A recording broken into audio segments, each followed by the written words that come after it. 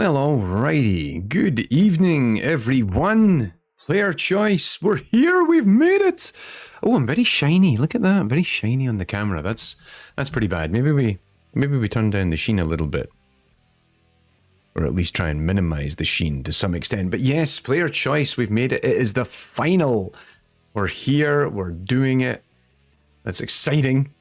It's exciting to finally be here and making this happen. After a much longer time than what's originally planned. This whole season was meant to last like 3 months, and it's taken me like 7.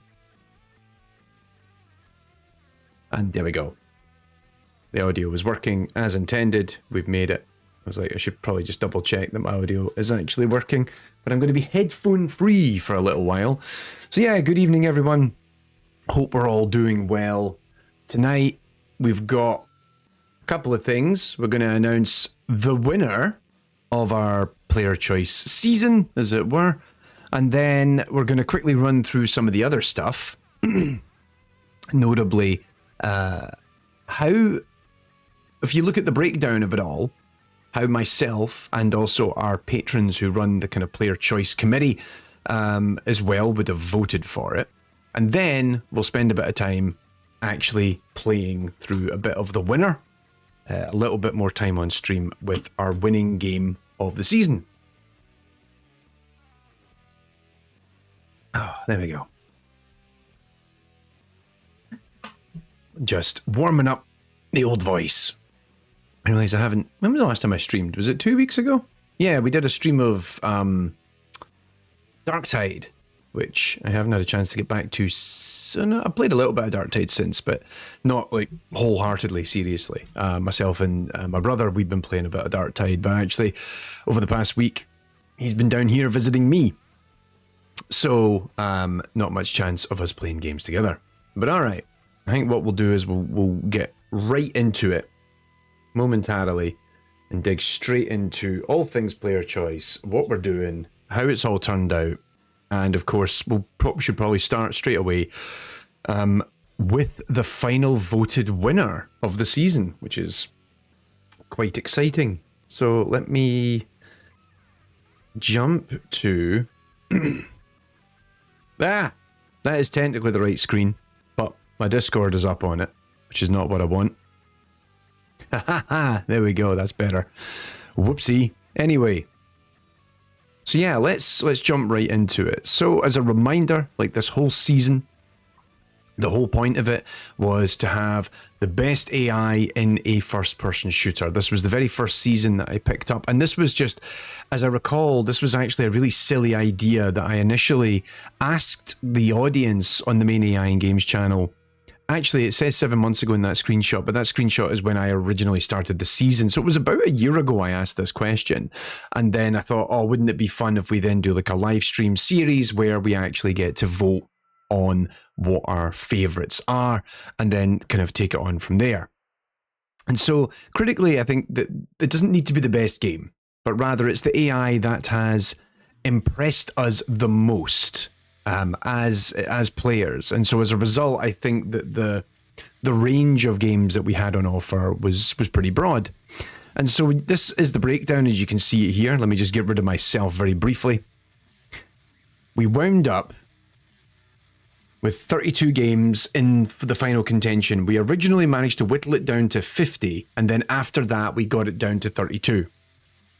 And that was thanks to our patrons over in the Discord server. We had a couple of conversations and voted for them in the style of... Actually, it was based on Eurovision, the Eurovision Song Competition, and like how they do votes for each game getting a certain number of points. And using that approach, we were able to get this final list of 32, and then we broke it down into 2 distinct categories. We had... one conference on the left, that is the UAC conference, and then there's the conference on the right, which is the UNSC, named after the big corporations in Doom and Halo, respectively. I thought it was a good idea at the time, and then having to repeatedly say UAC and UNSC has meant that I've realized this was a terrible idea and I never should have done it. And so we've been whittling these down ever since, I think, around February. And just voting for each of these entries, deciding on which games could make it through. And we got it all the way down to where we currently stand now, in which critically, that's the wrong thing that I brought up there. That's not what I meant to bring up at all. Actually, I've just realized that the thing I want to bring up is over here, and I can't bring it up because it's being blocked by this thing. How dare it? Yeah, so we got it down to our final two, and you can see through the progression all the way through it that Prey has wound up against Half-Life 2 here in the final, which is quite fun. I'm quite excited for that. Let me just move a few things around very briefly. I'm just going to jump back over here just so I can get the appropriate windows up, because I realize I haven't done my window layout very well here, so I'm having trouble seeing what I'm doing, which isn't ideal. Where did that thing go? There it is. Fantastic. And then I've also got, where's this other window went? It's also here. Right, fine. I can deal with that. So yeah, where was I? Yeah, so we managed to whittle it down, and it's been a long road, but also critically, I was always just kind of curious, like how much enthusiasm there would be from the audience, and I think that fluctuated a little bit throughout the season. A big part of that, of course, is probably because the season has went on much longer than planned. But if we actually have a look at the numbers, it's actually been pretty staggering that over the first two rounds of voting, and then the quarterfinals, the semi-finals, and the final, we actually wound up with just shy of, well, just over 38,000 votes from the community, which was pretty awesome, I have to say. Also, critically, you'll note that the numbers begin to go down over time, and then there's a kind of a weird blip around the semi-final to the final. A big reason for that is just because there's less things to vote on. So when we start out, there was, everyone was voting on every possible thing that they could vote for. So if I remember right, round one, there is 16 elimination rounds. And then round two, there's still another, yeah, 32 games, 16 elimination. Hang on, Tommy, look at the thing. 1, 2, 3, 4, 5, 6. Yeah, 16 elimination rounds, followed by another 8 elimination rounds, then 4, then 2, then 1. Can't math today. It's been a long day. And so as a result, you see that the numbers begin to go down, but also it was interesting to see that we had a bump afterwards for the final. Everyone really had an opinion they wanted to share for the final. And so with that, with the 38,257 votes all counted, and then critically the 2,251 votes that were counted for the final, this is our final breakdown. Half-Life 2 versus Prey. Which game takes it away? Which game is going to be our winner? And we'll do the drum roll. And here we are. Here is our final results of this whole shenanigan. Running up with 989 votes, Half-Life 2 scored 43.8% of our final vote. Meanwhile, Arcane's Prey, with 1,265 votes, taken away with 56.2% and is undoubtedly our winner. And so that's it, ladies and gentlemen, we have reached the end of the season. We finally did it. Our winner, our first ever entry into the AI in Games Player Choice Hall of Fame, as it is going to be Prey. And it is going to be awarded for the best AI in a first-person shooter, as voted for by you. That's right, you. Not me, you voted for this, and so then it's entirely your fault. But one of the things that was kind of interesting to raise just as we were getting towards this was that both of our finalists have never appeared in an episode of AI in Games. The original Half-Life does appear in an episode of AI 101 on the foundations of finite state machines, because pretty much modern FSMs for games as we consider it, or at least the original permutation of it, is heavily derived from what Valve did in Half-Life, which in turn is also somewhat derived from the work done in GoldenEye, which was something we covered in that video. But yeah, so neither of these games have ever appeared in an episode, and so now that is my quest, is to try and see if we can have both of these games potentially make their way into the AI in Games canon. Now, Half-Life 2 is far easier than Prey, because Half-Life 2, a lot of it is actually documented, and I can find it, and I can build the episodes. Prey, on the other hand, I do not have any public record, I believe, on how any of the AI works in that game. So I will be reaching out to Arcane in the next couple of days to ask them, yo, would you be interested in having a chat with me? Because we would love, specifically for you guys, because you voted for it as your favorite, best AI in a first-person shooter, we should really have this game somewhere in the AI and games pantheon. I'm not promising anything at this point, but it is something that I would really like to do. And so, yep, hooray for Prey. It is the winner.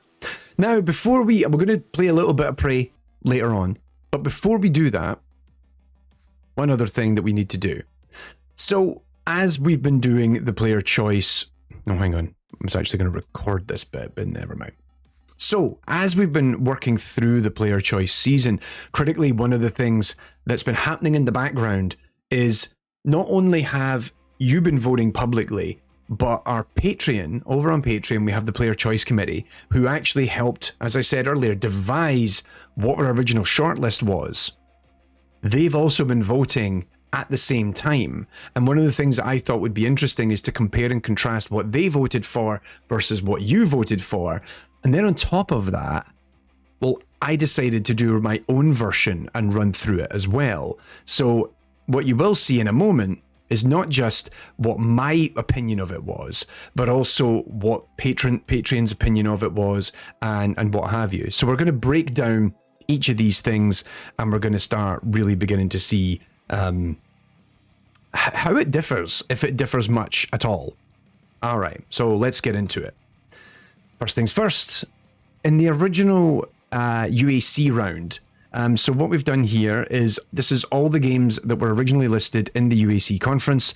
You'll notice that games with a white border were the ones that were actually voted for and submitted by the audience.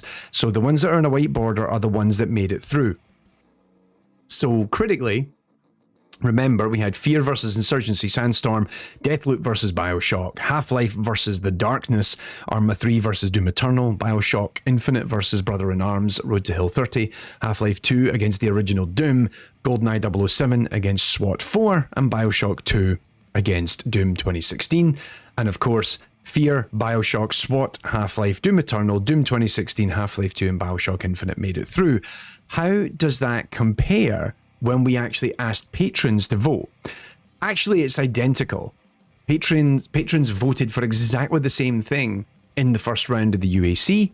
So I thought that was really interesting because, of course, our Player Choice Committee and, of course, the kind of Patreon committee or the Patreon community that exists around the show, that's just a smaller subset of the larger kind of AI and games community. So I was really interested to see how this might go down.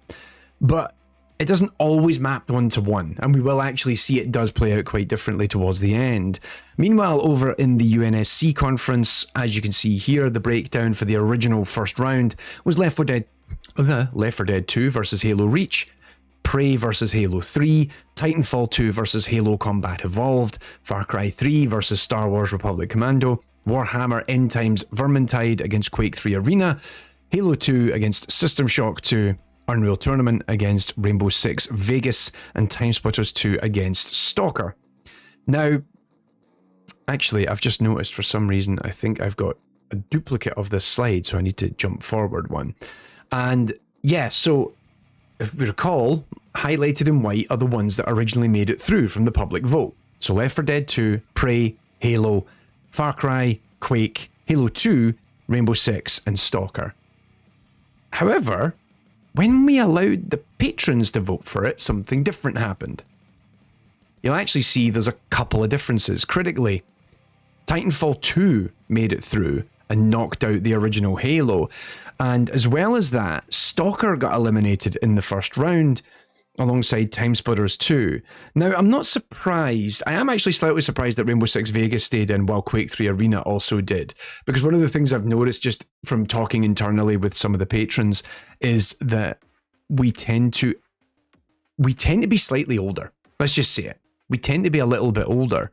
And as a result, their preferences tend to skew a little bit more towards older games. Although I will take credit, I'm pretty sure Titanfall 2 survived this round purely because I don't shut up about it.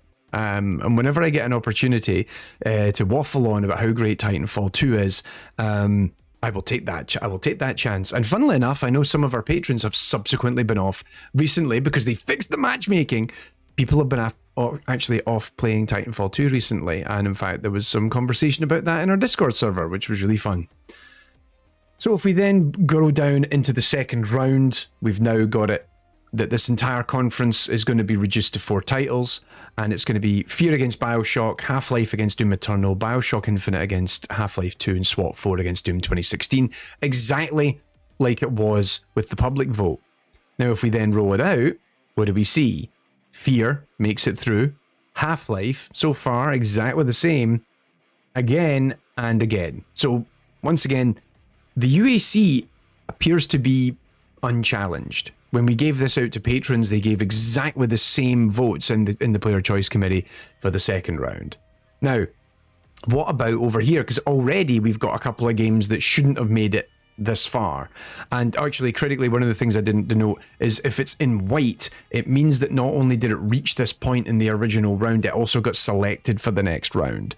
Or it reached that particular round. Actually, some of that colouring isn't quite right. But anywho, so yeah, Left 4 Dead 2 actually eliminates Prey at this point in the eyes of patrons in the Player Choice Committee.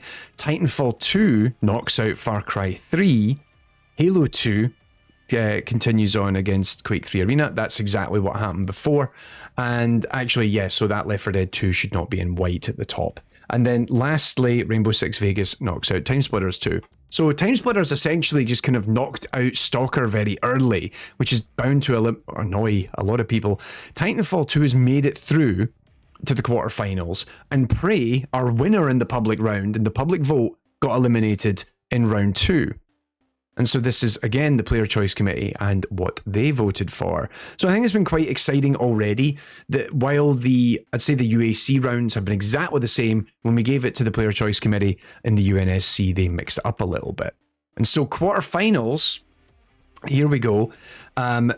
We've now got Fear against Half-Life, Half-Life 2 against Doom, exactly the same as it was in the public vote. However, this time around it's a little bit different. We've got Left 4 Dead 2 up against Titanfall 2, and both of which never reached this point. And then Quake 3 Arena against Rainbow Six Vegas, which is quite exciting. So, with that in mind, let's jump through what our scores are. So Fear, once again, has now made it through into the semi-finals. Doom knocks out Half-Life 2. Doom 2016 knocks out Half-Life 2. That's quite exciting, I thought. Very different change of pace. Then Left 4 Dead 2 knocked out Titanfall 2. And then, last but not least, Rainbow Six Vegas made it through to the semi-finals via the Player Choice Committee. And then if we quickly have a look at the semi-final votes, Fear against Doom 2016, Left 4 Dead 2 against Rainbow Six Vegas. Critically, at this point, Fear is the only one of these games that should be here, or it was in the public vote anyway. And then it goes down to a Fear versus Left 4 Dead 2 final. And so there we go. For our patrons in the Player Choice Committee, this was our final. Remember, in the public vote, it was Half-Life 2 against Prey, but here it's Fear versus Left 4 Dead 2. And who is our winner? According to, well, actually all our patrons know because they're able to see the voting happening in the Discord server. Fear won it in the eyes of our Player Choice Committee, courtesy of the Patreon community. And so, yeah, that's an interesting and different take on that breakdown. Quite a few changes along the way. And it was, I won't speak for anyone there, but I did think it was interesting to see how some of those results came out a little bit differently. And so, last but not least, this is actually my turn now. So, as well as looking, because one of the things I've been doing is I've been watching as all this goes down, and I've been interested to see what the public vote is going to be, what the Player Choice Community was going to vote for, the committee was going to vote for. And I think the committee actually aligned a little bit more closely with me. And then today, it wasn't until today, I literally sat down a couple of hours ago and said, right, now it's my turn. I need to vote for these, and I also need to have a reason for why I vote the way I do. So here we go, let's get into it. So this is, once again, we're looking at the UAC in the first round, but this time These are my decisions, and this is what I pick. So same breakdown as before. As you can see, the games with the white trim on them are the ones that make it through. So remember, in the public vote, Fear, BioShock, SWAT 4, Half-Life, Doom Eternal, Doom 2016, Half-Life 2, and BioShock Infinite all made it through to the second round. However, when I did it, it was ever so slightly different. So, first of all, Fear takes out Insurgency Sandstorm. That was kind of to be expected, I think. Poor Insurgency Sandstorm. I felt sorry for any game that went up against Fear, quite frankly. It was going to have a tough time. Deathloop against BioShock. That was one I actually sat and thought about for a long time. I really need to go back and try and play more of Deathloop. Like, I think both of them do a successful job, and we talked about this on stream previously when I've been playing BioShock on camera, about what it's doing to facilitate the gameplay. I don't believe that the AI is particularly ruthlessly intelligent in either of those games, but what it does is it creates opportunities for the player to explore the mechanisms of that game in a way that feels fun and engaging. Funnily enough, in much the same way that Prey, the public winner, also does as well. Let's see, GoldenEye 007 knocked out SWAT 4. So I think to eliminate GoldenEye at this stage would be disingenuous. So SWAT 4, I think, is an interesting game. It's a really fun concept. It's a concept that doesn't age particularly well, and I also think it is rather clunky in its execution, despite how interesting it is to actually play. And so looking at GoldenEye, I still think GoldenEye is quite a playable experience. I think historically it is very important. And I do actually think that it creates an emergent gameplay experience in ways that actually a lot of shooters still struggle to do here now in the year of my Lord 2023. GoldenEye is actually capable of doing a lot of that in a very simple, succinct form, and it's fun and it's engaging, and I thought, nah, you know what, that game needs to stick around. Half-Life, that takes the cake over the Darkness. It was fun actually revisiting the Darkness. I thought the Darkness was interesting at its time, though interestingly, I actually think the Darkness 2 is probably the better of the two games. That said, I think Half-Life, once again, is still maintains... I actually personally find Half-Life, the original Half-Life, more interesting to replay than Half-Life 2. I've never... I'll say it on camera, never been a huge fan of Half-Life 2. I enjoy it, it's a good shooter, but it doesn't... Actually, there's something about it that doesn't really hold for me. I don't know what it is. Let's see, Doom Eternal. Yep, I was going to pick Doom Eternal and keep that in. You'll notice I've kept all the Doom games at this point. And yeah, this is my preference showing a little bit, because I am a bit of a Doom fan. So Doom Eternal stays in. In fact, let's just go through them. So both Doom 2016 and Doom Eternal stay in at this point. I think both of those games do something very interesting in how, much like we were just talking about with BioShock and Deathloop, they are creating gameplay opportunities. And those opportunities are to smash the face out of whatever it is that comes towards you. That said, out of the three of them, or out of those two, I do still think that Doom 2016 is the better of the two games. I think it is more cohesive and more balanced. I think that Doom Eternal feels incredibly scrappy and loses its focus, both in terms of its design ethos, but also I think quite often when you're playing it. Meanwhile, you'll notice I actually let Half-Life 2 go. One of our finalists I took out in the first round, and I gave it to the original Doom. So coming back to what I was saying a minute ago about Half-Life and thinking about, are these replayable? Do I find these fun, etc., etc.? I haven't played Half-Life 2 until we were going, in a very long time, in over 10 years until we played these streams. I replayed Doom annually. The original Doom, I will sit down and I will play it. Usually I will play through the entirety of Doom and Doom 2 on Ultraviolence once a year. And in fact, I actually just finished my Doom playthrough a few weeks ago. Just because I was like, hey, I want to play some Doom. And I've really enjoyed recently having it on portable platforms that actually feel good to play. And so yeah, Doom stuck about. Doom is still with us. BioShock Infinite, the reason I wanted to keep BioShock Infinite is I think it does a better job of facilitating its gameplay desires or its design ethos in a way than BioShock does. And I also think that the Elizabeth character is fundamentally quite interesting. I know that some people don't agree with that sentiment, but I've always thought that what Elizabeth does is really, really well done in a way that a lot of other characters of a similar ethos, I think, are not as engaging or are more limited as a result. So yeah, that was my perspective. And so then we go into the UNSC, and remember, this was the original breakdown where it was Left 4 Dead 2, Prey, Far Cry 3, Quake 3 Arena, Halo 2, Halo Combat Evolved Stalker, and Rainbow Six that made it through. What did I pick? Well, I made a few changes. First of all, Left 4 Dead 2 sticks about.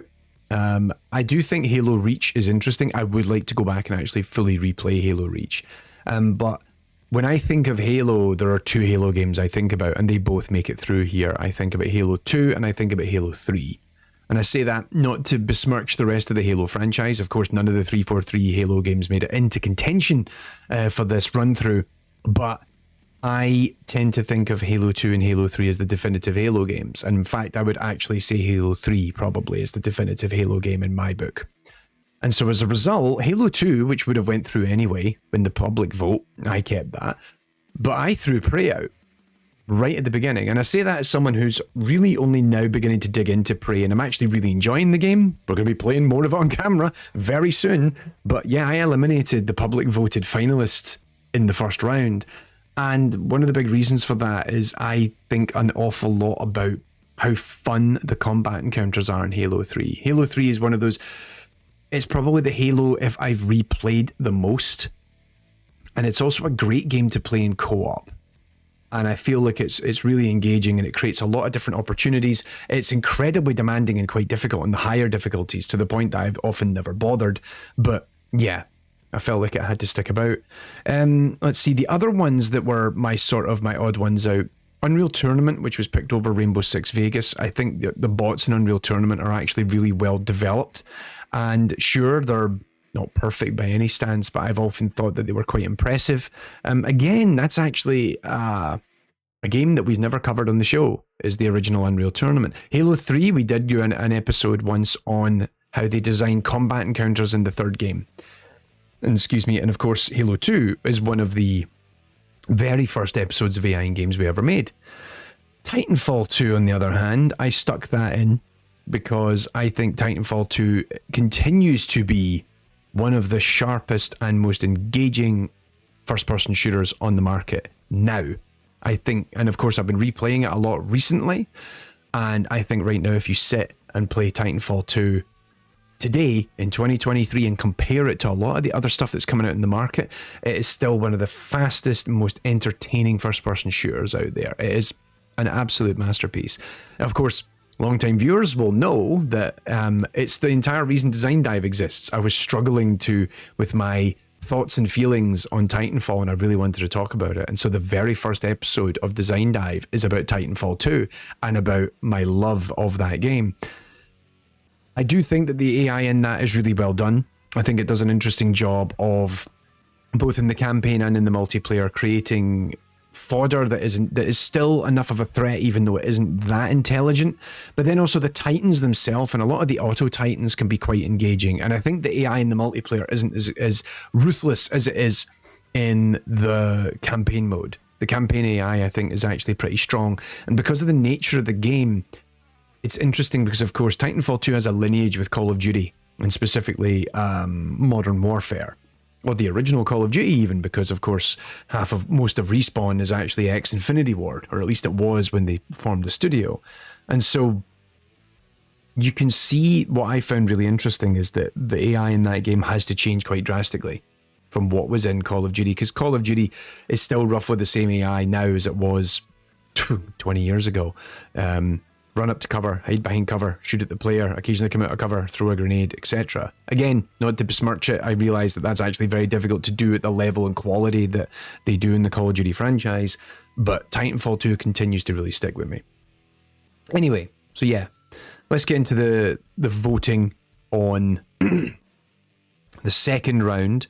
So, of course, it was Fear, Bioshock, Half-Life, Doom Eternal, Bioshock Infinite, Doom, and then GoldenEye 007 and Doom 2016. And I went with, I thought Fear was a given. There was no way I could let Fear not go through. I think we played a stream where I think actually I kind of made my point on this quite clear, that I thought Fear had the better AI of the two games. The original Half-Life also goes through against Doom Eternal, and this was one that I did sit on for a little bit. And that was largely because, well, as I said, I think Doom Eternal does a lot of things right, but also I still find, out of the two of them, I think Half-Life's AI is actually more compelling and it actually maintains a more interesting shooter. As much as I do like Doom Eternal, I also think it is often the lesser of other versions of the same concept. Bioshock against Doom, no contest for me. The original Doom would make it through. And GoldenEye against Doom 2016, Doom 2016 makes it through. So there you go. So far, just based on my own run through, two Dooms are still in contention, and Fear and Half-Life over in the UAC. And then over in the UNSC, we wanted to see Halo, well, sorry, it was Left 4 Dead 2 against Halo 3, Titanfall 2 against Far Cry 3, Quake 3 Arena against Halo 2, and then Unreal Tournament against Stalker. I decided out of Left 4 Dead, this was a tough one, out of Left 4 Dead 2 and Halo 3, I wanted to keep Halo 3 in. Again, very, very tough one. I wasn't sure at first which of those two I would keep. And then when we got to the next round, I actually decided that Far Cry 3 should go through. And as much as I like Titanfall 2, I actually think that Far Cry 3 is really important in terms of its value as a director. I think it's the first time that director AI outside of Left 4 Dead style games actually worked. It was the first time that we really saw a good balance on open world design and how to supplement this with AI characters working to reinforce what the director was actually doing. Hence, that was why I thought Far Cry 3 should go through. Quake against Halo 2, I had to keep with Halo 2. Halo 2 for me is still very, very important in terms of the value that it brings to the kind of AI community.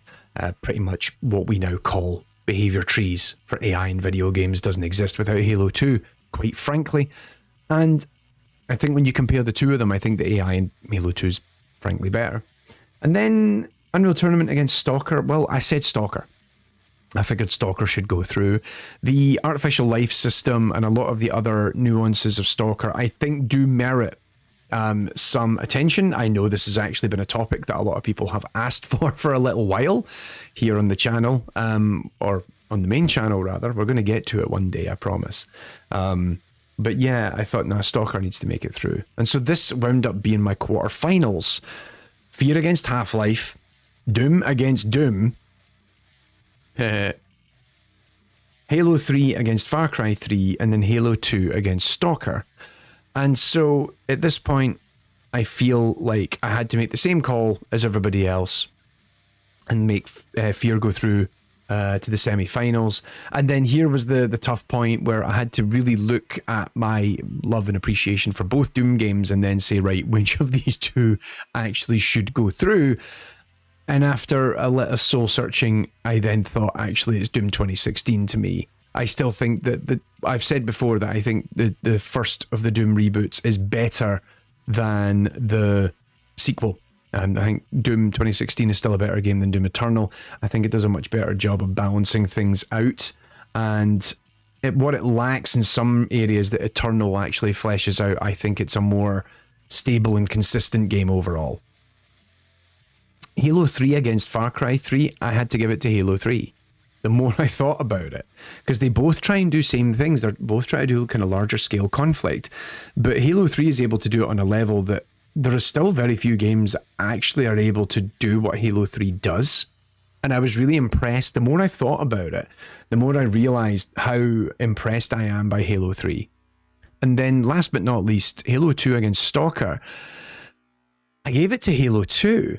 And so some people will be like, Tommy, I can't believe you eliminated Stalker. I don't personally rate a lot of... I think what Stalker does is interesting. I don't rate it in its moment-to-moment gameplay as much as I would Halo. And that was something I really sat and thought about for a good 5-10 minutes. Just like, am I sure about this? Is this really the right way to go? I don't know. But there we go. That is the conclusion that I reached. And so, yeah, my semi-finals looked like this. So remember the semi-finals that we had where, let's see, Fear versus Half-Life 2 and Prey versus Halo 2. I've got Fear versus Doom 2016 and Halo 2 versus Halo 3. This is literally why we had the setup such that the conferences would be broken down based on franchises so that we didn't end up with two of the same game in the final. And here I am. I think this is the first time out of all the voting that we've ended up with two of the same franchise at this kind of like key point. And so for me, yep, at this point, Fear has to go through. It's a tough one.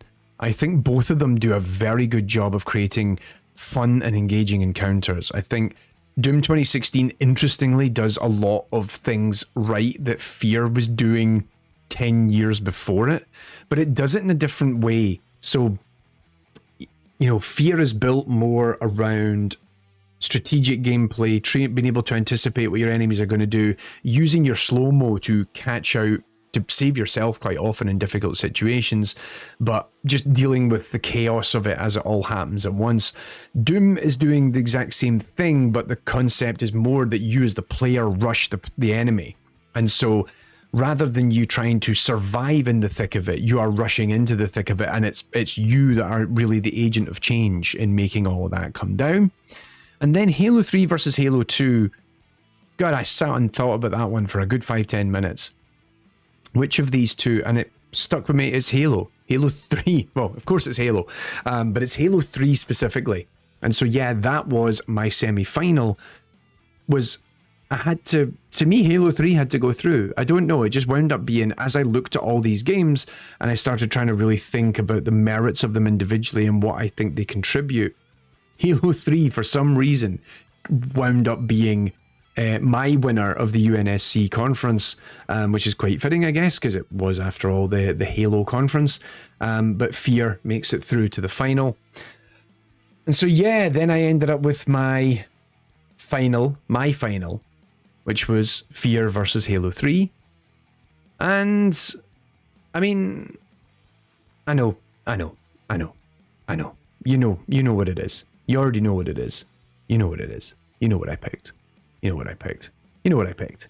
You know what I picked? I picked Fear.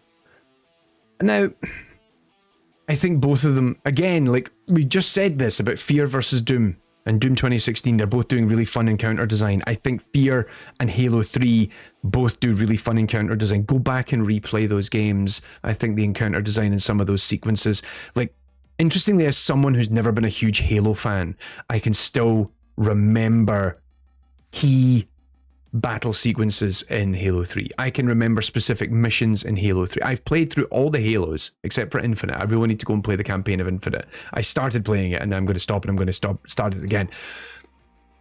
But there are specific missions in Halo 3 that really stick with me. I'm like, oh man, I want to go back and just replay that sequence in Halo 3 because it was really, really fun. Similarly, I think Fear has the same thing. There are certain bits, whether it's in the pump plant, whether it's in the warehouses, whether it's in the office block. I actually think both of the games actually suffer from the same problem, that the last third of the game kind of falls over itself a little bit. I do think the last hour of Fear isn't particularly great, although I would actually say out of the two of them, I think if you were to consider the final hour of each game, Halo 3 has the better last hour. I do think Fear does struggle a little bit in its back quarter. But I think both of them do very important things, very powerful things, very interesting things in encounter design and making the player feel like you're under threat, make you feel like you're having a good time, and make you feel that you're actually fighting against something that is interesting. And so looking at those votes, that was, to me, for my vote, for my version of this playthrough, the winner had to be Fear. And I realized that also some people are going, oh, of course he was going to pick Fear, you know, AI in games and all that. Particularly given that the very first episode of this show, from its very inception, was all about sharing the AI of Fear. And when we did the 100,000 subscriber milestone, the first thing I did was I went back and did it again and did it better, in my opinion. So yeah, I can kind of see that some people will be like, oh man, he's a bit of a sellout. But I do think to this day, there is something compelling about what Fear does. I think both of those games, it was actually a tight one for me. I did sit and really think about it. And yeah, I think both of those games absolutely merit being replayed today. Totally worth it. But more critically, your winner was Prey. You voted 38,000 votes later. And we got to this. Your winner was Prey. And so congratulations on that.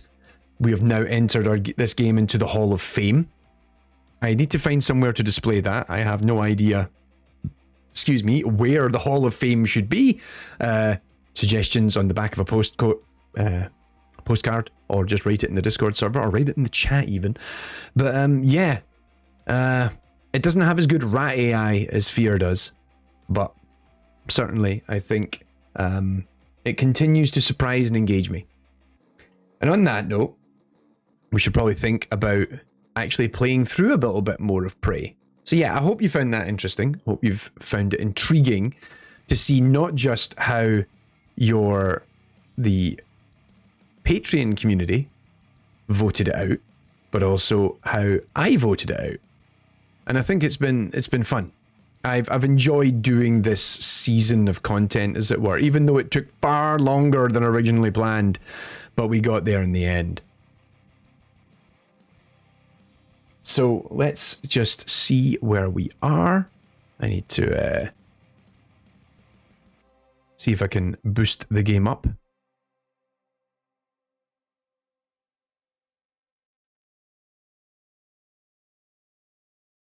Why is that so big? That makes no sense.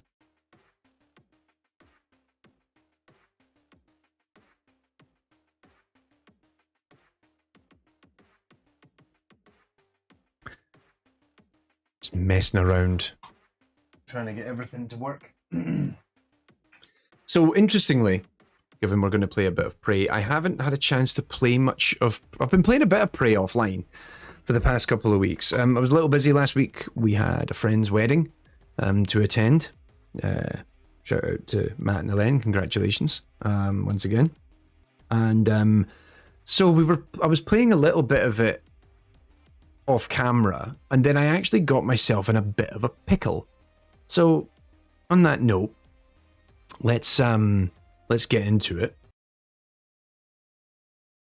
Right, so here we are. I'm back in Prey. Why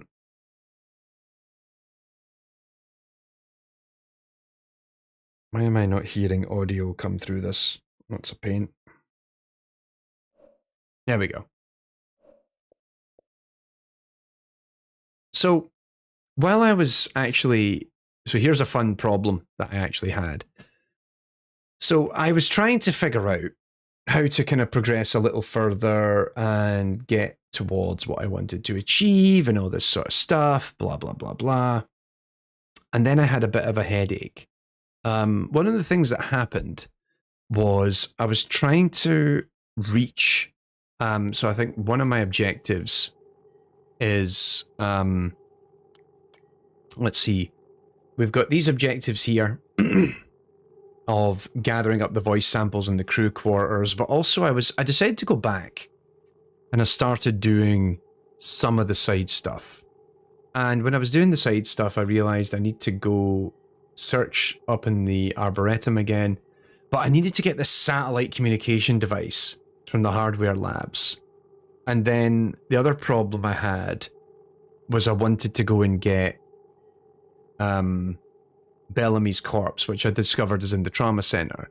However, one of the problems I started having, trying to get to the hardware labs. So of course, to get to the hardware labs, you go in via the Talos 1 lobby, and I can just get to it from there. But the problem was, when I went through there several hours ago, I left several phantoms kicking about, and they're all right outside the airlock, or just as you come out the airlock and a little further into the lobby, into the hardware lab area near the security terminal. They're all looking right at the door. And so as soon as you come in, they're aiming right at you. And I tried fighting them off a couple of times to see what I could do about it. And I just kept dying. And I'm like, all right, well, that isn't great. Then I started thinking about trying to, and so now I'm over here in Psychotronics. I was actually then trying to get back to the Arboretum. Or actually, I was trying to get, yeah, back to the Arboretum. And I was again having headaches trying to get past all of the enemies. I actually completed a whole side quest in Neuromod Division, and that was useful. But the game is respawning enemy characters, and it's placing them, or it's either respawning characters, and there's more aggressive phantoms now kicking about, which I'm struggling to kill, but also there's other enemies appearing, or like enemies that I actually didn't deal with are still kicking about, and it's becoming harder and harder to fight them off.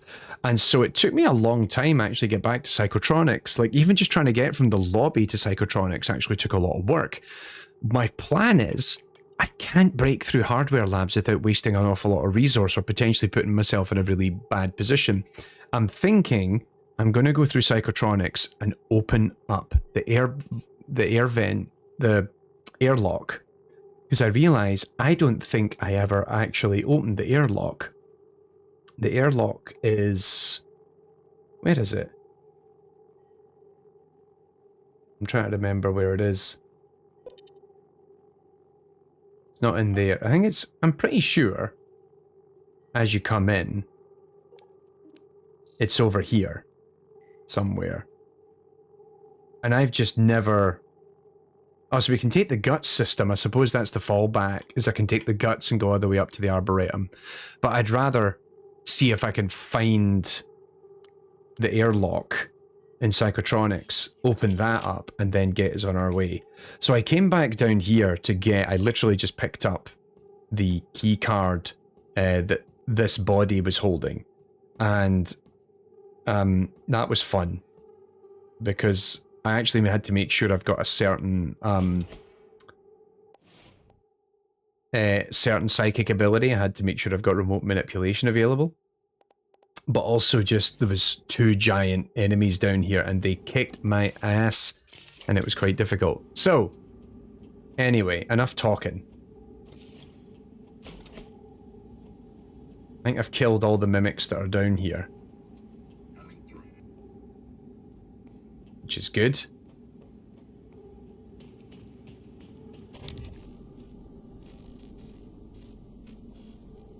So we can get back on with it. I like how, like, all your objectives are over that way. Oh, jeez. I panicked there. It's just the engineer and operator. You could have just waited for a bot to open the door. The door to the...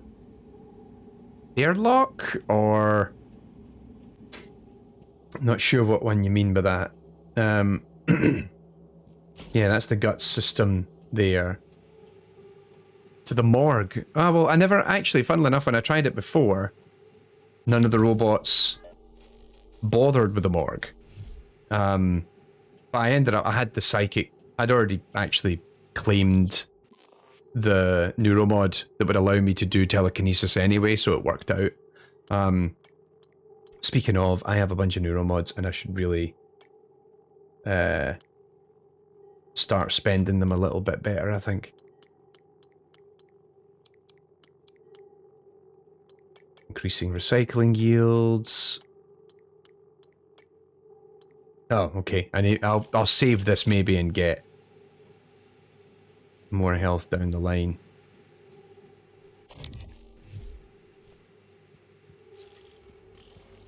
So I originally set that turret up to fight against mimics, but I think it's now going to attack me if I get too close to it. So that wasn't exactly the smartest of moves. So am I right in saying, I think Scott, you probably know this, that, oh god.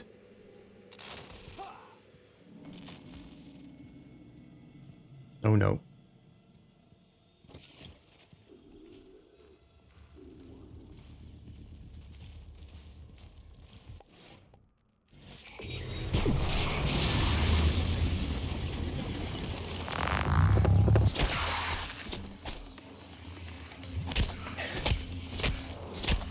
Bear with me.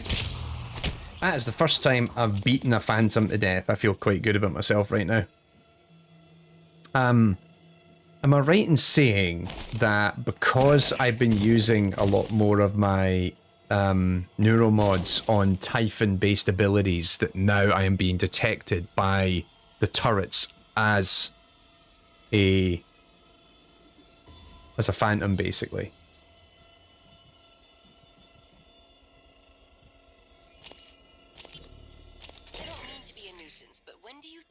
To that breach. I thought I'd already been in here. What do you think happened? Hard to say until I lay eyes on it. Seal hull breach. Rare, but it happens.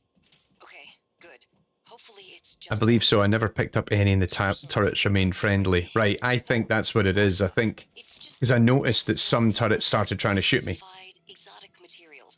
We really can't have it be inaccessible. I understand.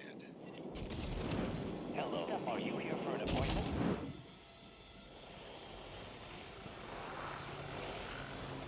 So yeah, I think that's what it does, is that it is now deciding that I'm a threat. It looks at me and it goes, oh, you're a threat because you're tainted by Typhon whatever.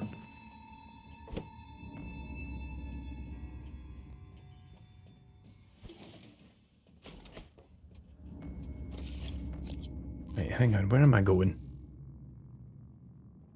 Medical bay.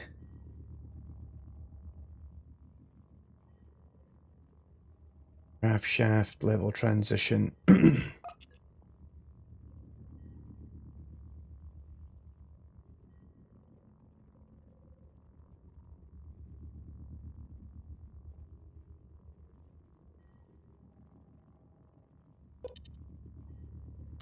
I don't actually know where the air shaft is in this part of the map. Level 3 has Talos. Oh, right, okay, so that must be it then. Good point. Oh, yeah, that's exactly what I'm looking for. I came here before, and that Phantom's out for a wander.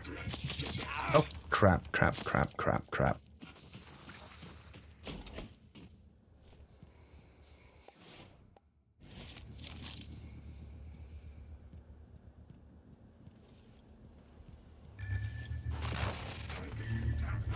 Nope. The turret is fighting the Phantom. The turret is now broken. Well, that solved one problem.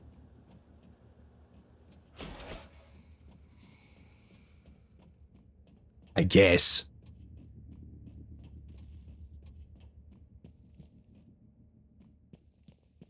And he smashed up all the turrets, this guy.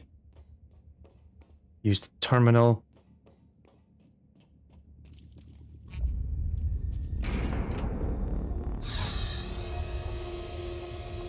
Oh, should just maybe hide over here just in case.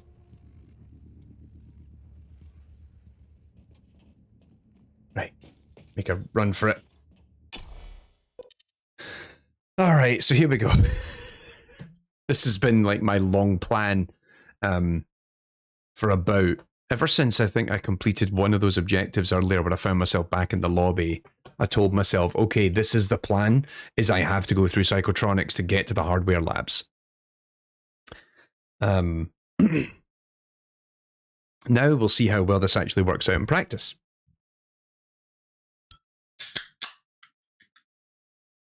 Microgravity detected.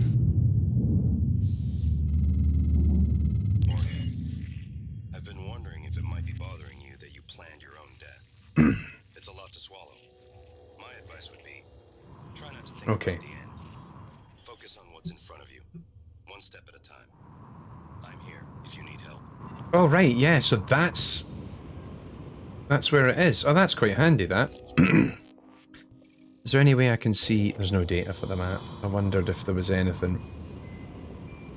The hull breach is over here. Should maybe go and have a look at that.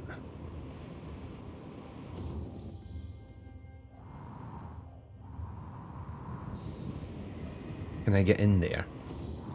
Excuse me. Hooray.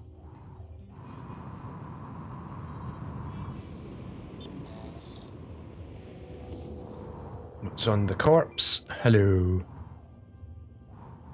A lemon peel and some... Well, you're not much use. Jose Costa. Inspecting.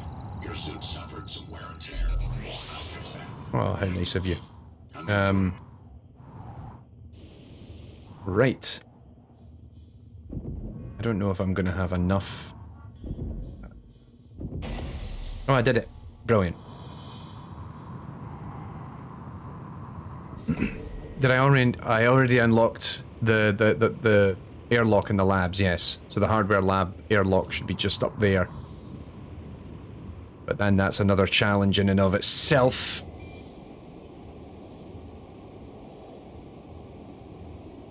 Hello, moon.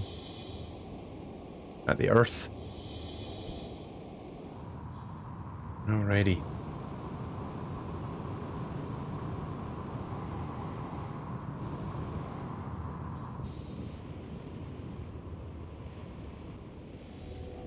Oop. Ow.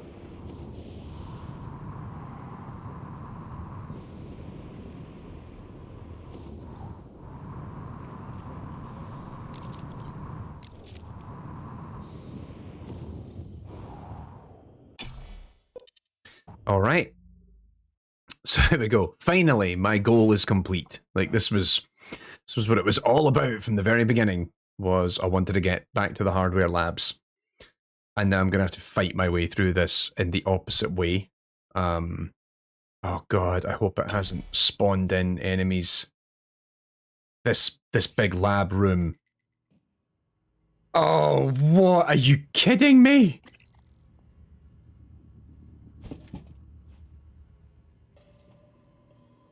Are you actually kidding me? The nightmare is in the hardware labs.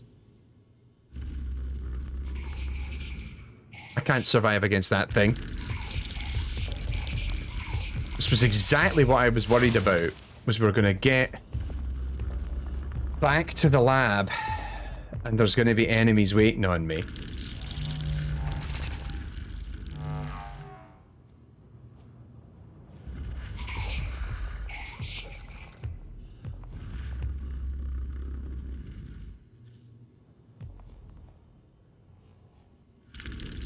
And there's a phantom over there.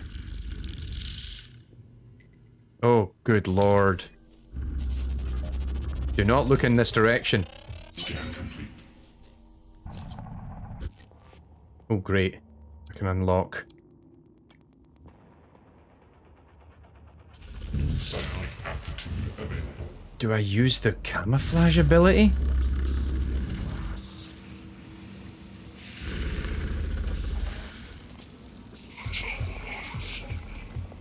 Yeah, what did I say about spawns? That's right, this is exactly what I said about spawns. It keeps spawning everything in the wrong place. Or, like, in the right place, whatever. To make my life difficult. Don't turn the light on. Oh god, now the nightmares actually came over here.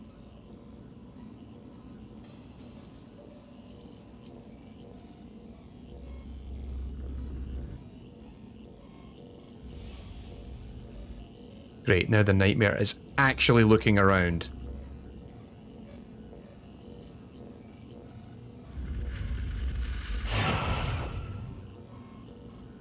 Christ, na bike.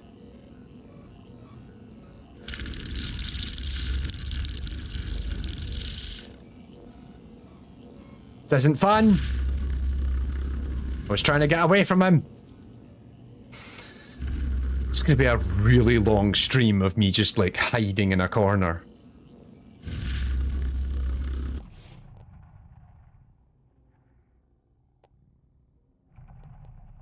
I don't really have... Oh, I could throw it. I could throw a Typhon lure to get it away from me, maybe? Hang on, what's that? Is that the communication device that I've came to get? It's literally...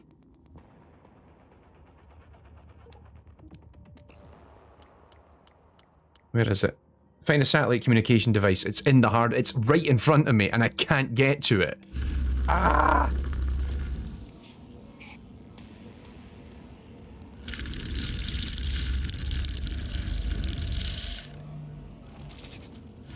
Bloodruckers.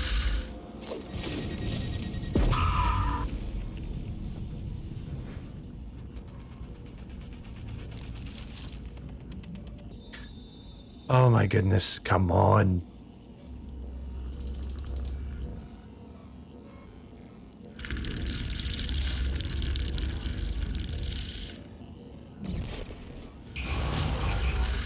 Crap.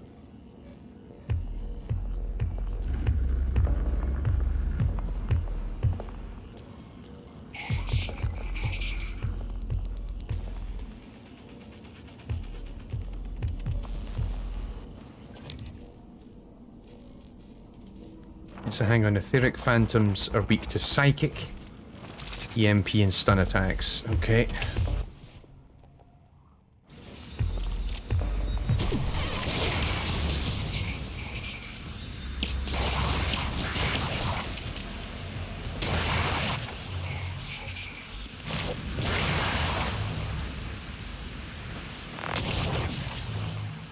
Fine.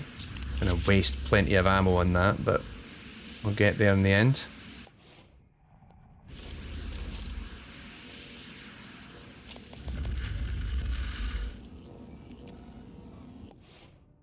Well, that was a pain.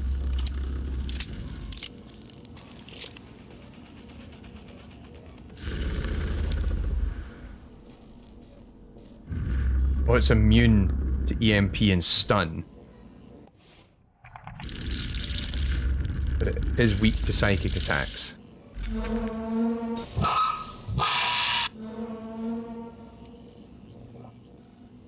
I think I'm just going to hide here now for the next 2 minutes and 50-something seconds. Assuming it can't reach me from here. Fun stream content!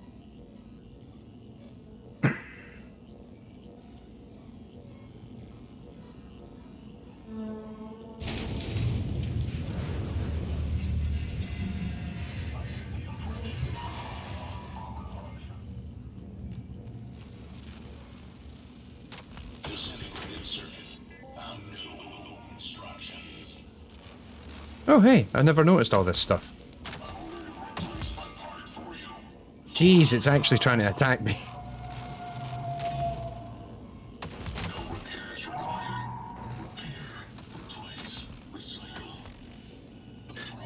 Okay, so let's just amuse ourselves for a minute here.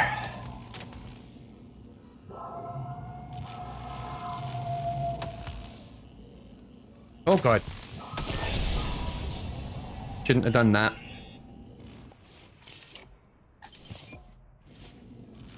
That was bad.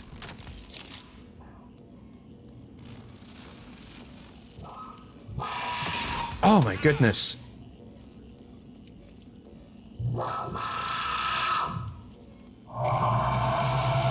Oh god. Okay, this tactic isn't working. I'm a goner. This doesn't work. I need to find another way to do this.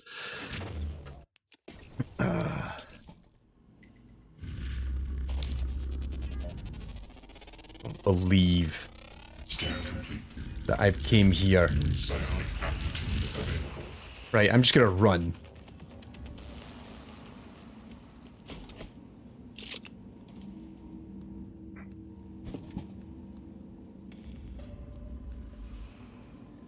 Is there a way to get down there? Quietly, like. Oh, Jesus! Hi.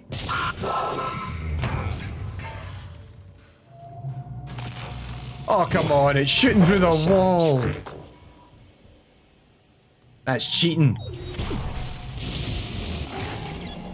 That's not fair. That's not fair. This whole tactic, this whole strategy that I've been working towards for the last 2 hours of like, let's get to this location and then hide it out, has completely backfired on me.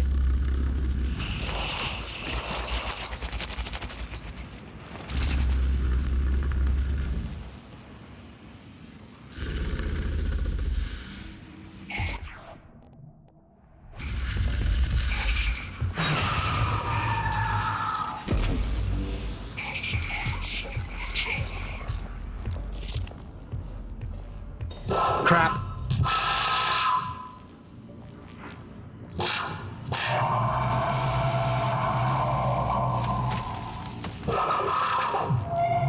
Now I'm just kind of stuck between a rock and a hard. Any suggestions from our viewing audience are greatly appreciated at this point. So the nightmare is losing its absolute shit, but the other phantom hasn't spotted me.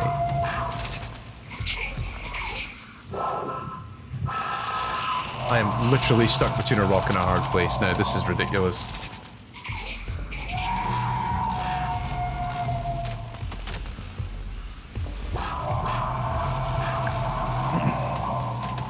I'm hoping that once the countdown has ended, the nightmare actually just straight up leaves.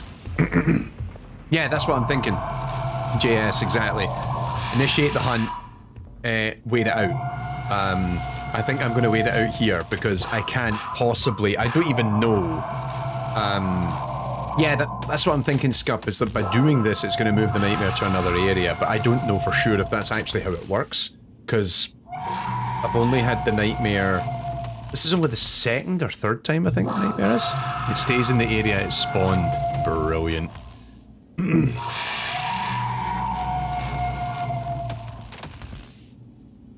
If it just moves to another part of the same area, that would be grand.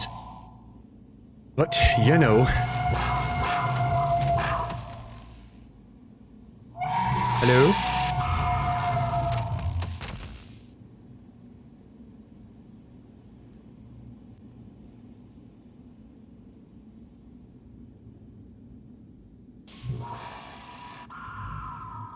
Oh no, was that the other one has now found me? Or is that the, no, it's the nightmare's awareness levels, I think.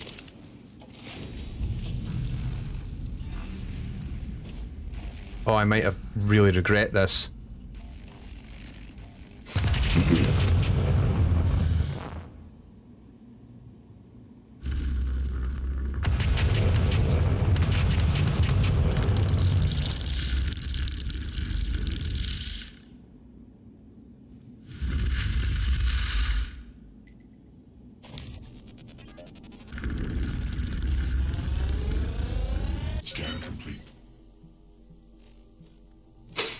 I still don't have the Q-beam, which is what they're weak to. New psionic aptitude available. Alright, let's just stay here for a little while longer. Phantom Shift 1. Oh, right. Camouflage. Maybe that's the trick. Maybe I need to use the camouflage ability.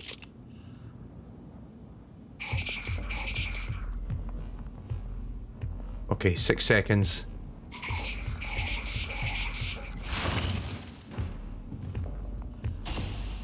It left. It's actually gone. Quick save.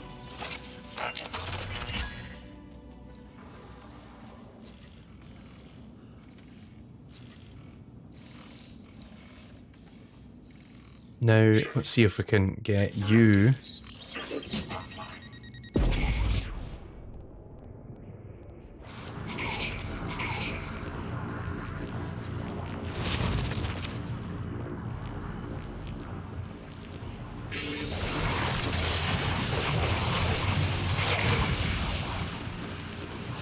Yeah, that turret didn't last long. Oh, there's more than one of them.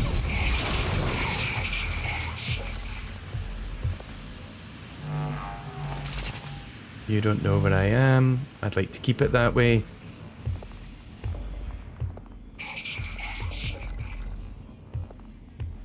What I think I'm just playing on the normal difficulty at this point, I think.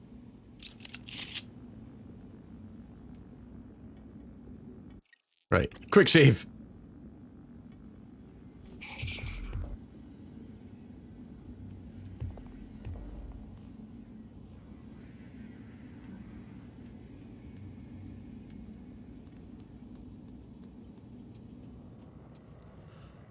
How do I get down there?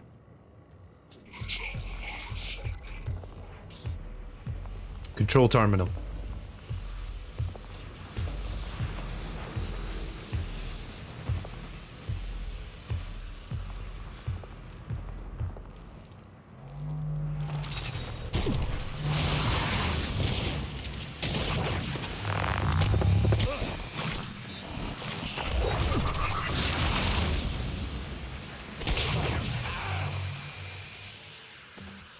There we go. Woohoo! Warning, suit integrity damaged. Oh, I don't have the repair ability for this. Damn it! Ah, I don't believe it. After all that, I need 8. I only have 3 neuromods. Oh my goodness. I am so... Oh my goodness. Oh. There must be another way to do this.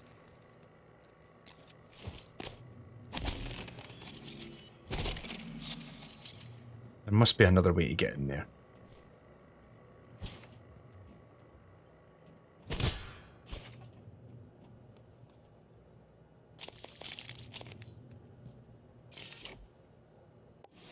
Has to be.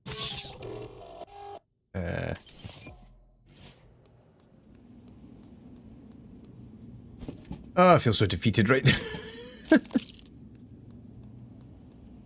I do have the ability to Requesting new operator. fabricate more TranStar Cobalt 410 more of the engineering class Psymods now. ready to deploy. Please stand clear of aperture. For a long time I couldn't, but then I managed to. There's a quest that comes up because like you're able to manufacture them yourself, and then eventually somebody locks you out and says, well, you can't do that now.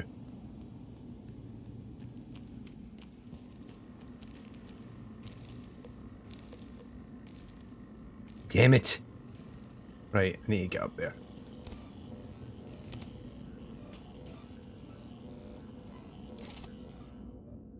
Transfer all junk. Yeah.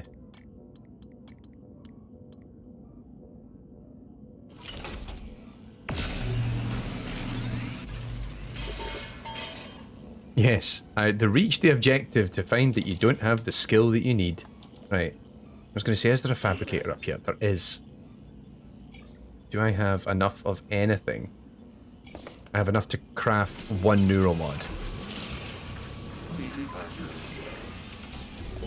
Great. And now, I really actually shouldn't have done that, because now I don't have any bullets.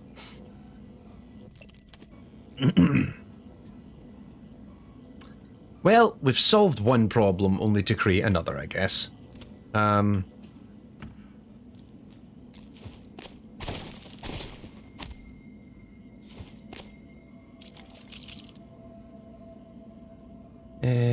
Right. I'm a little confused now as to what to actually do with myself. I need to remember what the other objectives were that I had that I could do. Ah, more stuff I can... Oh, Clive. Hello, Clive.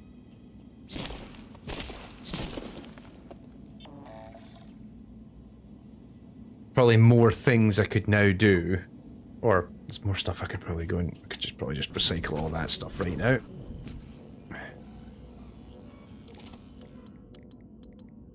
Oh, we need one of these for one thing.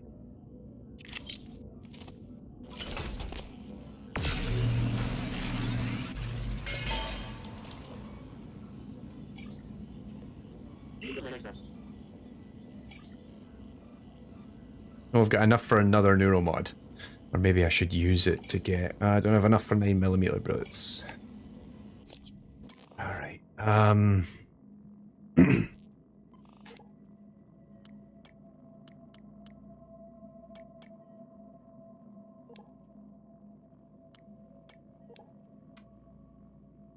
let's see. I've got 4 neuromods. In order to get this one thing, I need 8 neuromods. So I can craft 1 more at the moment. Maybe if I just go and scour around this part of the map, I can find more resources that I might be able to use to then craft more neuromods.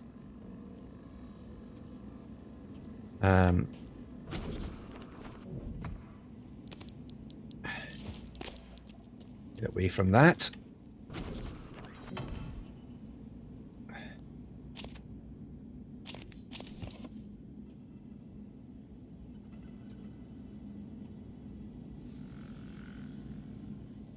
That turret is fairly done in at this point. Okay.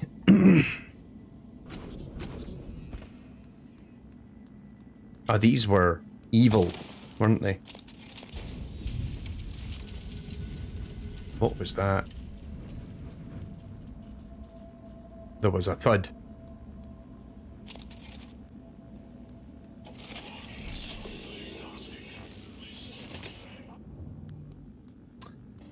Yep. That was what I suspected. It's full of them in there.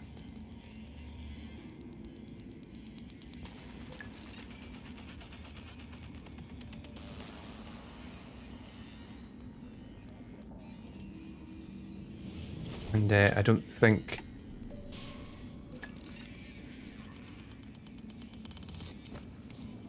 Wait, if I deploy that, which way is it going to deploy? Perfect.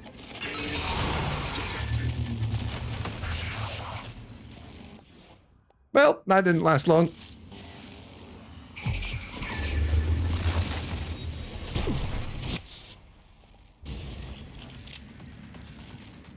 Nice.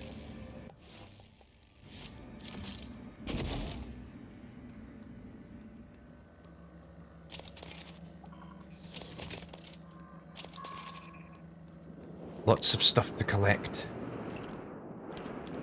Oh, what's in here? Oh. Sounds like a droid is wandering about.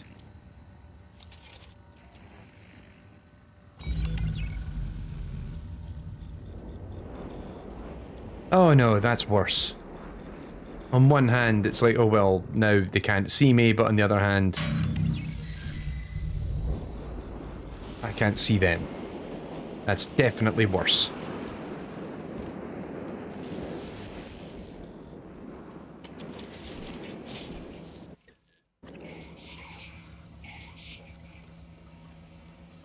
So, there must be phantoms upstairs, but if I remember correctly...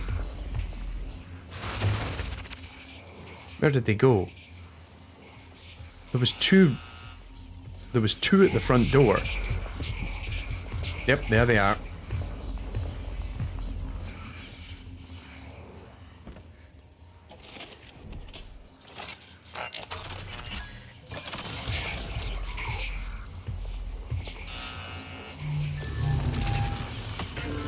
Oh no. That was a bad idea. I shouldn't have done that.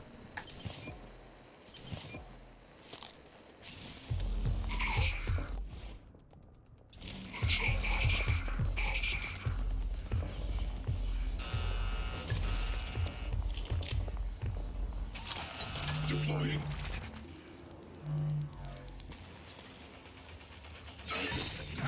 Oh crap, it's attacking me now. Oh! Been a long time since I played a game where the AI has just put me in a difficult position.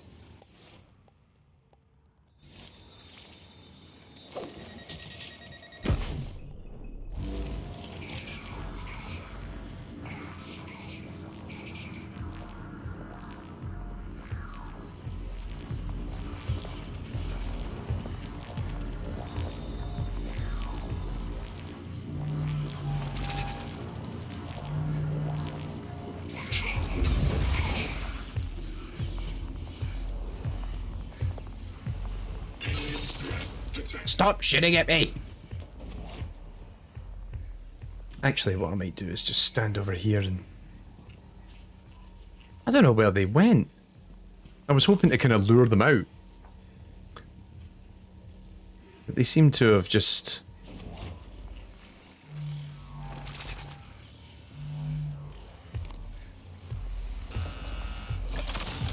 I just go on record as to how annoyed I am at how all this is turning out.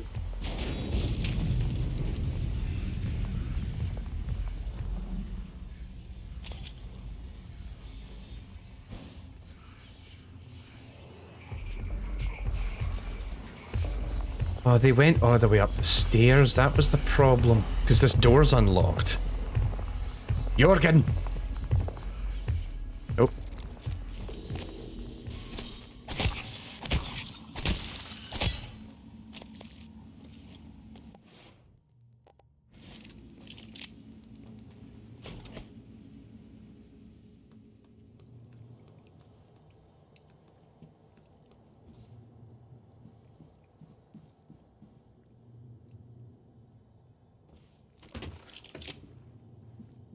Harvest your baseball glove. Where did they go?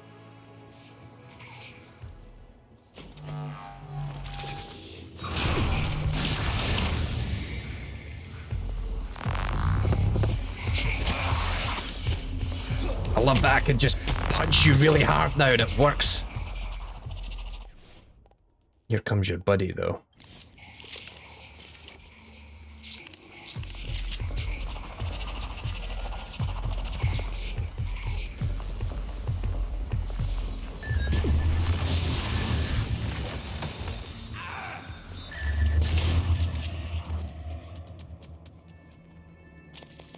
Oh yeah. Oh. But the other one, I was going to say he's not dead, is he?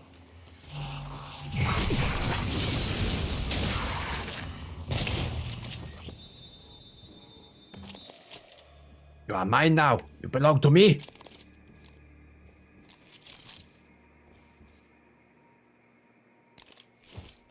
Yep, I'm just going to take all your stuff.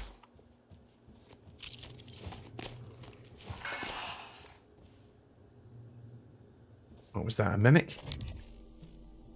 Something came up as a target. Credit where credit's due. I don't think I've ever second-guessed myself so much in a game as I do in Prey. Constantly just like, oh, did I do that? What have I done? What have I done? Etc. Right. So, on the bright side, we have largely cleared the path to... Oh, it was the turret, maybe. Oh, hey. Extra glue cannon.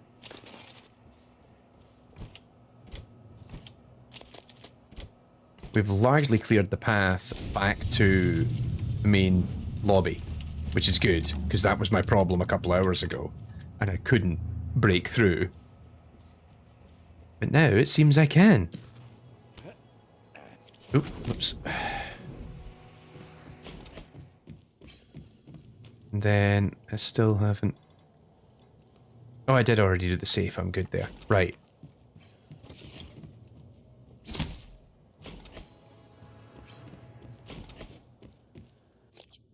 So, what was that other thing?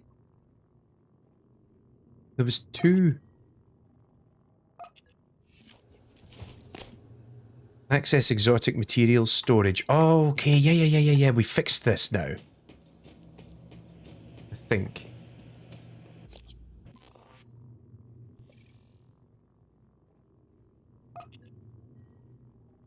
Or is that back through the air vent, the airlock?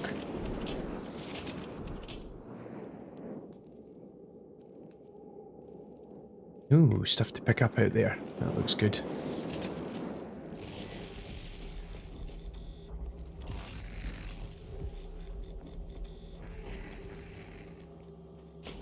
Hello.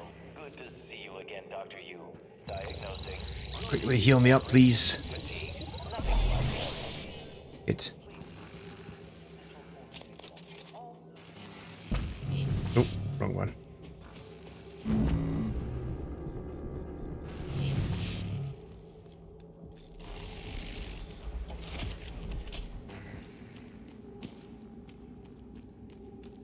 Yeah, so we got to go back through there in order to get to the storage thing.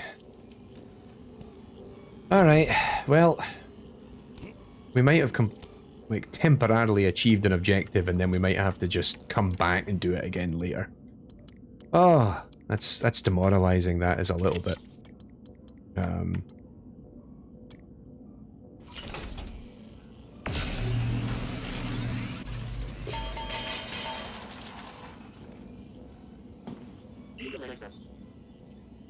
How many? I can make maybe, what? 2 neuromods? That's still not enough.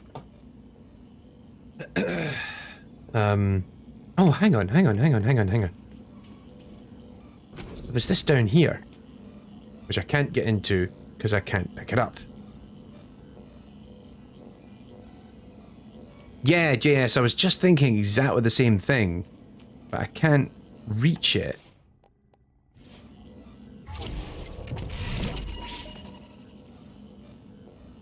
that? No, I'm not picking them up, am I? Oh no, I've got 4.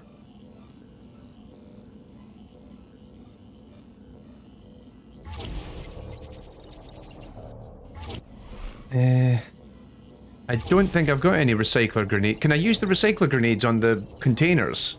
Would that work?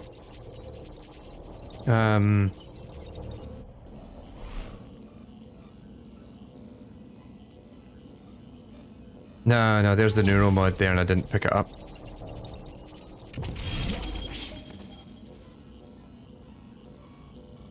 It's right there. Let me grab it. So hang on, so I actually have 4 now. I need 8, don't I? I need 8, so I can manufacture another 2. So recycler grenades could work. Alright, hang on. I think I'm out of recycler grenades. I had to use them in a fight not that long ago. But let's see if we can manufacture some.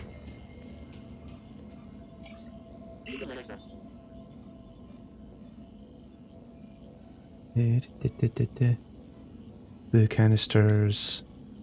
Oh no, I can't. I thought I had recycler grenades. I don't. Oh my goodness. Definitely don't have any recycler grenades left, do I? No. I've got everything but because I wasted them in the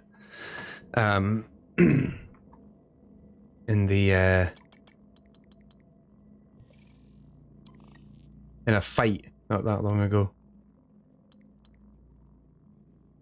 So funnily enough, I would need 10 neuromods to pick that up. So it kind of defeats the purpose of going through it all, really. Ah. Right. Fine. We might just have to might we have to just give up for now and try something else.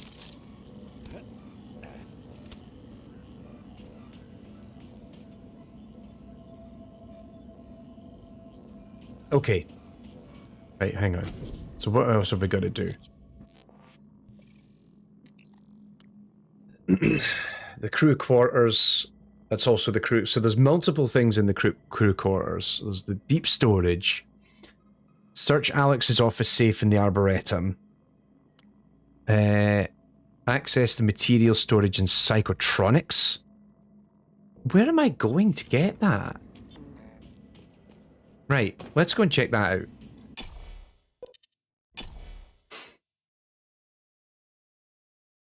This is one of these games. It's going to take me like 25 to 40 hours to finish it, and then it's going to be like, oh hey, the speedrunners can do it in like 25 or something.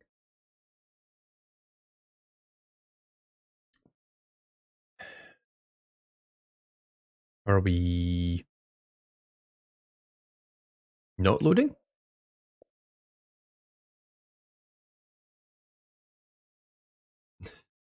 And the game appears to have frozen slightly. No! Let me just...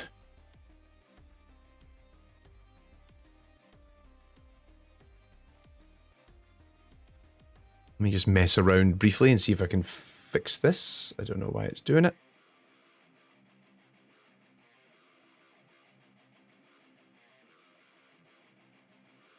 Yeah, the game is straight up froze as it tried to load between.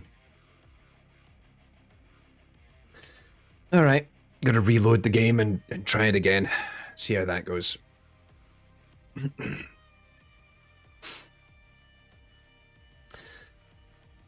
Oh, this game's stressful. Why did you guys vote it to be like your favourite thing? Good lord. Stressful.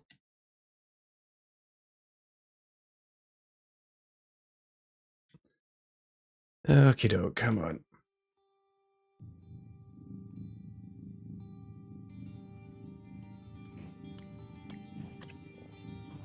I'm 10 hours in according to that save file, I think.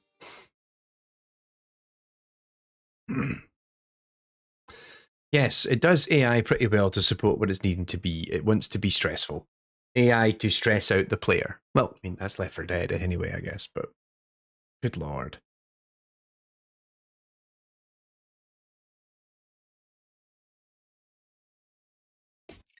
I feel like when I finally get to replay this, I'll feel so... This is going to be like Dark Souls. The first time I played Dark Souls, I just did everything wrong that I could do wrong. And then I played it a second time, and it was an absolute cruise. Because I knew exactly what I was meant to be doing. There we go.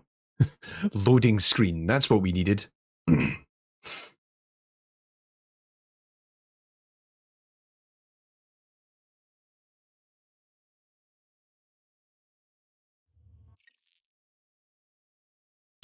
Microgravity detected.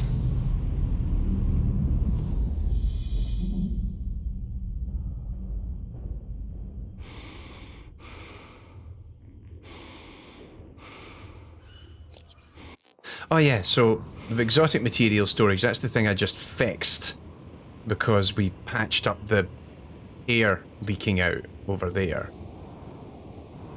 So yeah, we can go in, maybe get something there that'll come in handy, and then we can double back. Me likey that plan.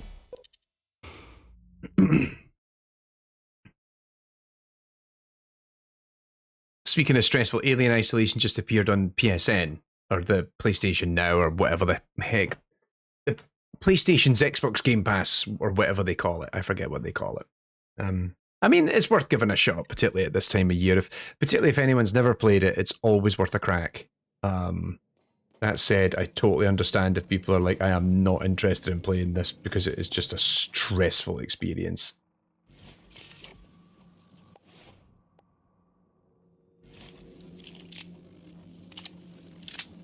Right, how do I get there again? Oh yeah, it's in that bit, so we go down and then round.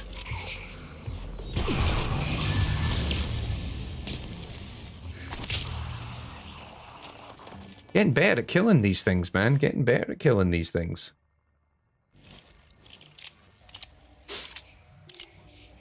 Which makes me feel good.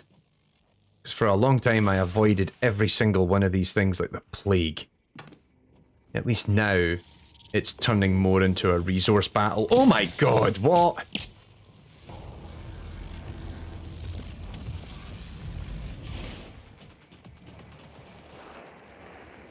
Oh, good lord.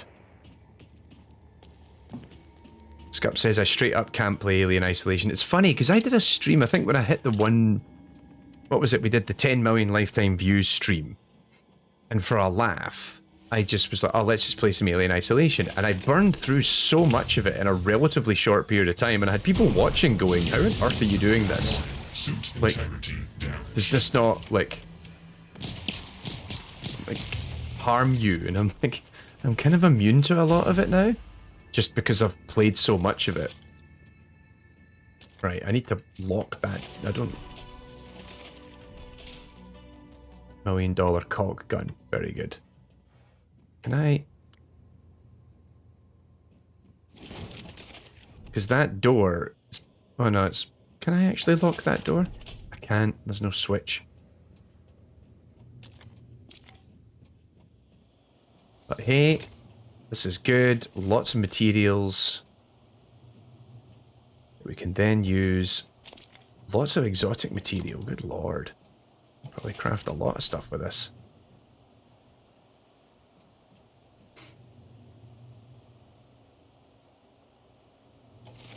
But that stress increases the feeling of success and then the reward when we get more skills and powers. Like, yeah, I guess like that's kind of what this game is going for, is like, you know, suffering.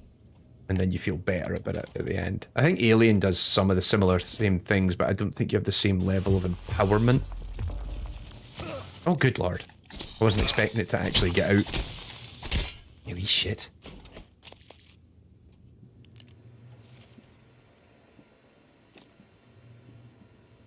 Oh, this looks fun.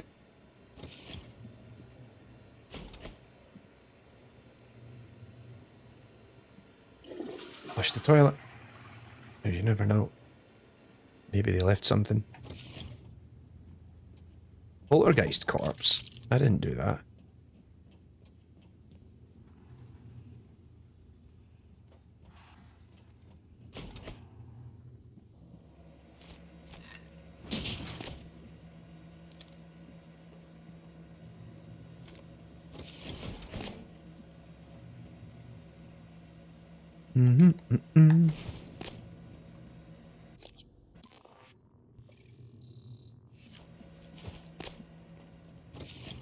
Alright, so this was just a lot of materials, but it's not really...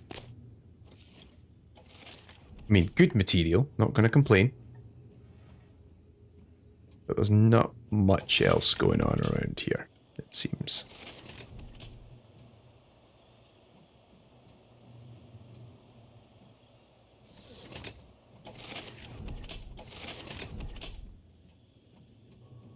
Alright. That's one less objective. Crew quarters, deep storage, back at the Arboretum, hardware labs, we know that one, crew quarters, lots of things in the crew quarters. Yes, I platinumed Daily Isolation back in the day when it was new. The not dying at once was stressful. Oh, I saw that achievement. I don't think I could do that. Because I'm prone to making silly mistakes. I'm assuming that it doesn't even work if you save scum it. Like, as soon as you die once on that playthrough, it then just renders the entire playthrough, like, done, as it were. Oh, for goodness sake.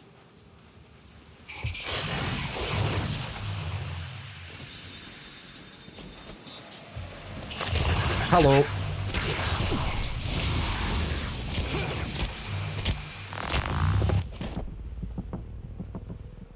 Oh no, that's not what I want. I want...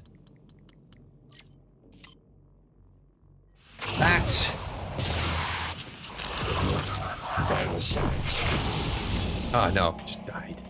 Ugh.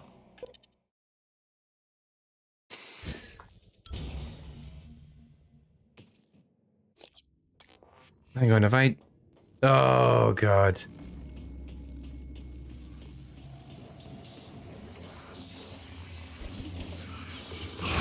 Oh crap.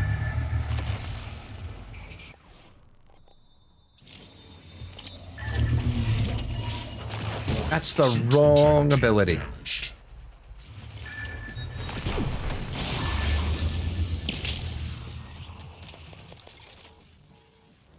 All right.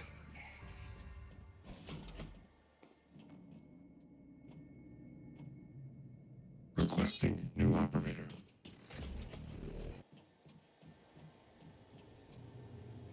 Coffee mugs, coffee mug, coffee mug. 490 medical class operator ready. Hello, nice to see Please you. stand clear of aperture.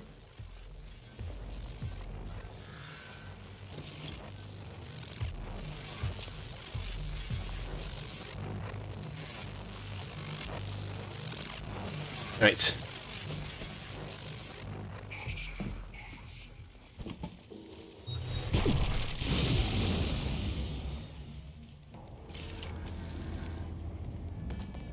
Where did they all come from?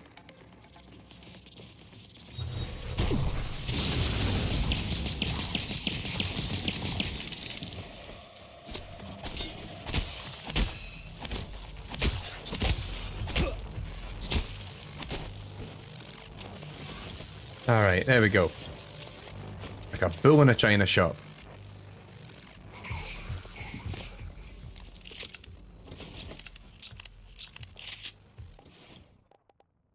No ammo left for that thing, but, you know.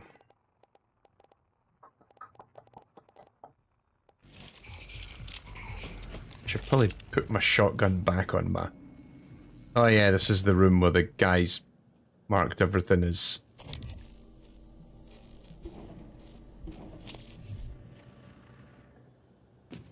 either a threat or not a threat.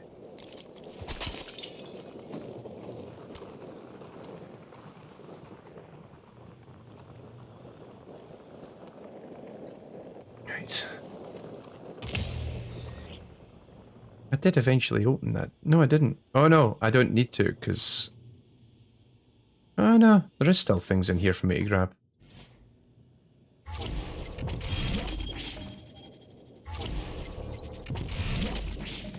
I did this before where I managed to telekinesis. It's not working. That's annoying.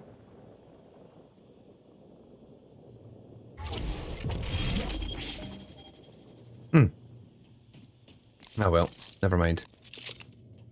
Deal with it later. Right. Hello. Good to see you again, Dr. Yu. Creepy thing. I get all the stuff out of here. I did. Raided all the cabinets. The flex bolt are kind of a hint. I never used the flex bolt thing.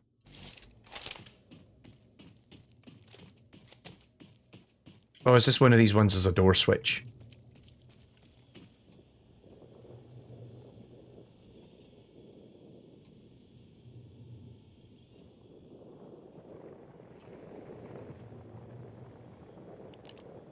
Humor me, kids. Is there a switch here that I'm not seeing?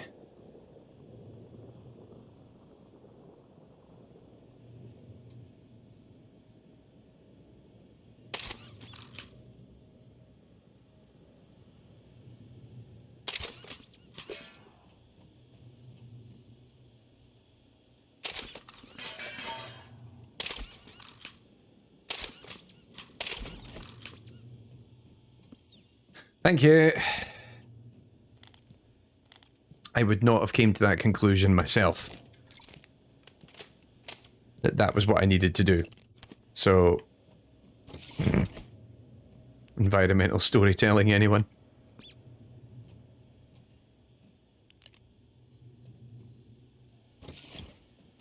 Alrighty, anything else in here?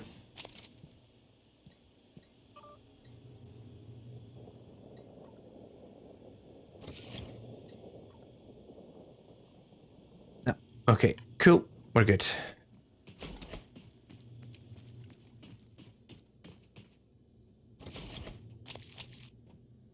I thought I'd grabbed everything out of these things when I killed them.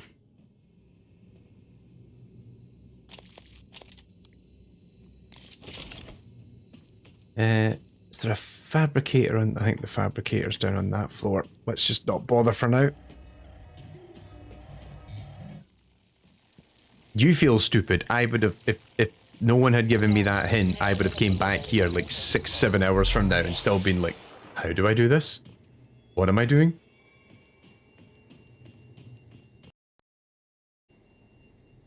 Nope. That was weird. My capture card just lost signal very briefly. That is not the ability.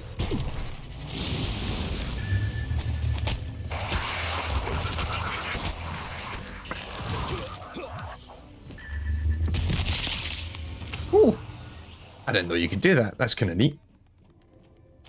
I just knocked his lights out.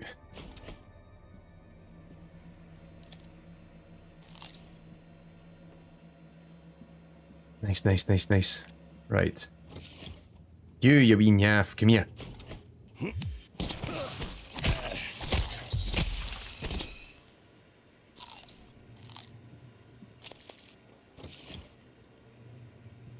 Playing cards all by yourself.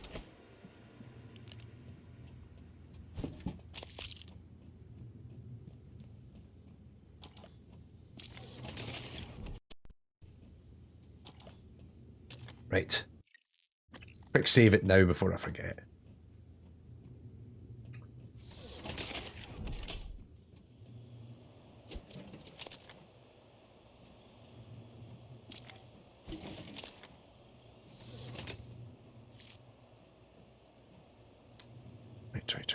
Right.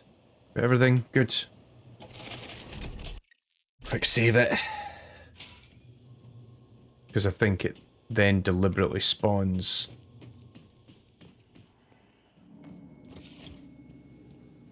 Yeah. that phantom is spawned by finishing that area.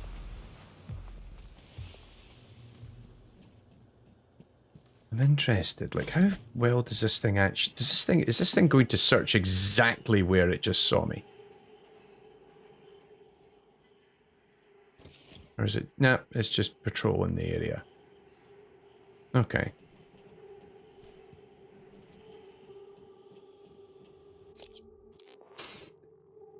Alright, let's see. Oh, I need to actually do the gunsmith neuromod in order to upgrade all these weapons. Oh, that's annoying. Okay. What else is there to do? Objectives. Crew quarters, deep storage, arboretum, hardware labs, crew quarters, Right, clearly we need to go to the fucking crew quarters. But also...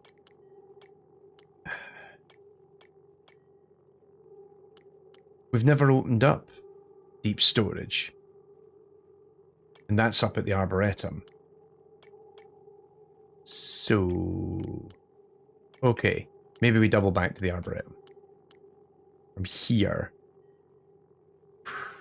Did I open up the air vent? I did open up the air vent at the arboretum.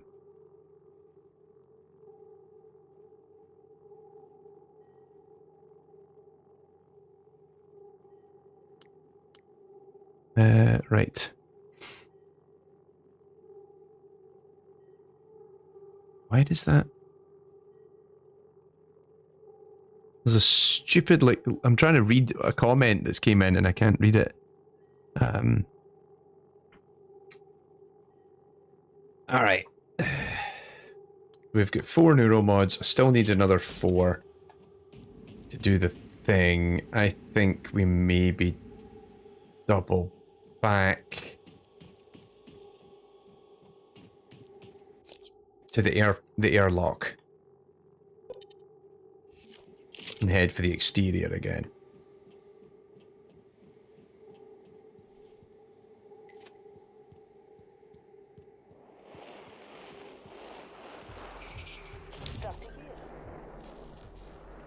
Oh, don't go that way.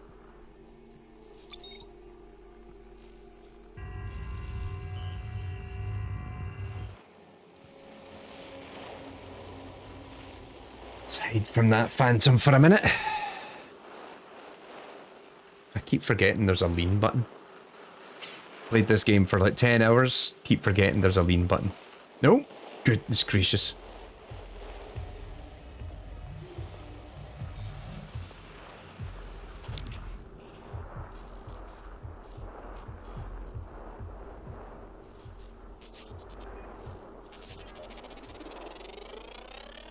Scan complete. New psionic aptitude available.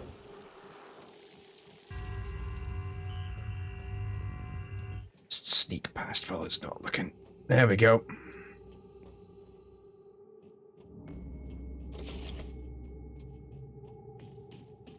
Let's get out of here. Try and head back up to the Arboretum. Quick save just in case the thing breaks.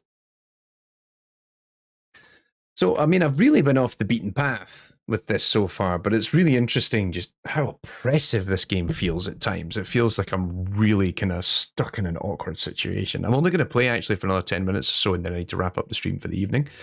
But, what a...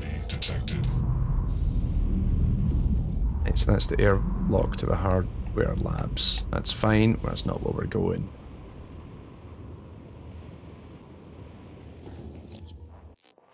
Hang on. Surely I can get...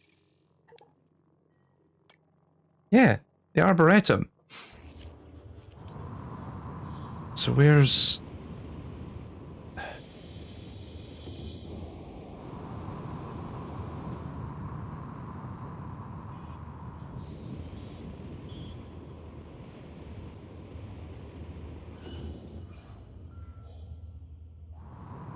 Why is it coming up there?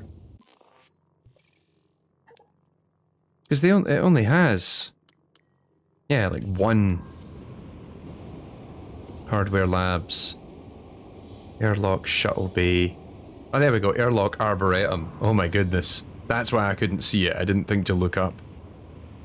Oh my lord.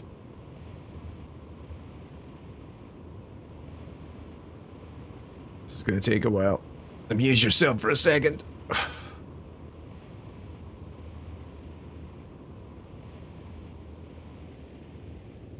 Oh, hull breach in the crew quarters, eh?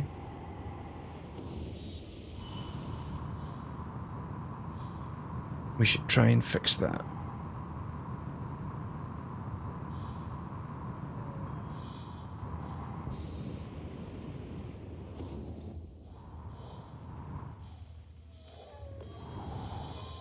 Oh god! Where'd that thing go?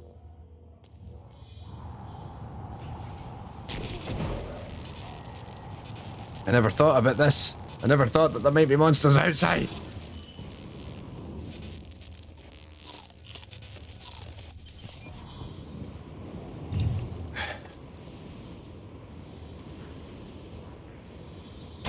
Suit integrity damaged.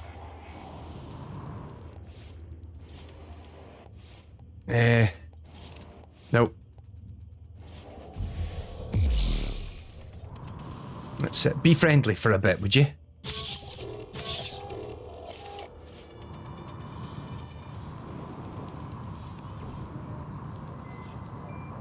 Well, I just take a quick second to figure out what I'm going to do with you.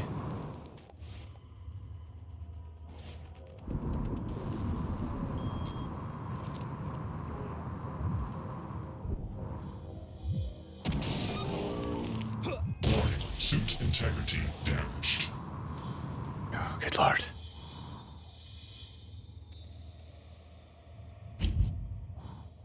Oh, there was a vibration there and I felt it in the room.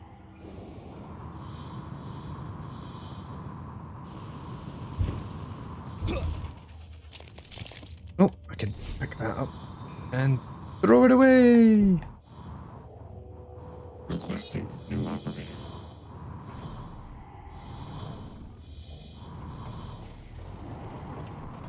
TranStar Pyramid 49.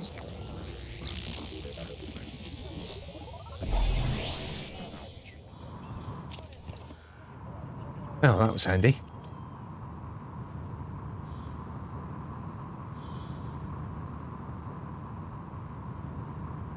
What else is out here? Is that another repair kit? Spare parts, I mean. Sorry.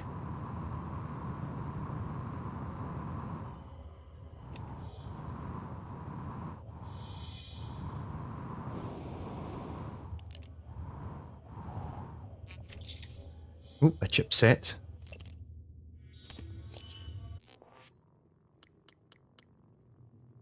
Resistance to electrical damage. Ooh, that's very nice. I'll take that, thank you very much.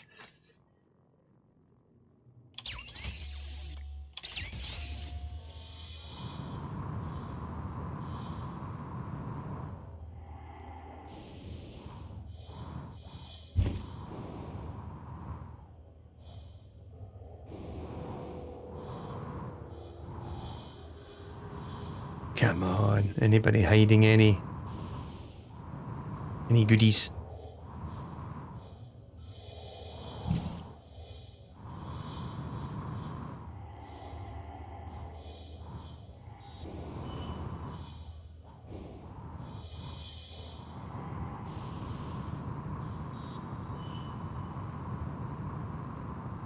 There's probably like some sort of specific mission item or something here that I'm supposed to grab and I'm going to completely miss it and then come back here in like 3 hours.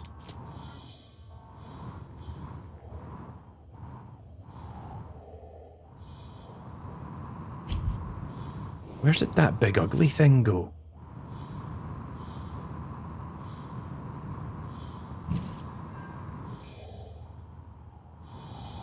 I shot at it and then it disappeared.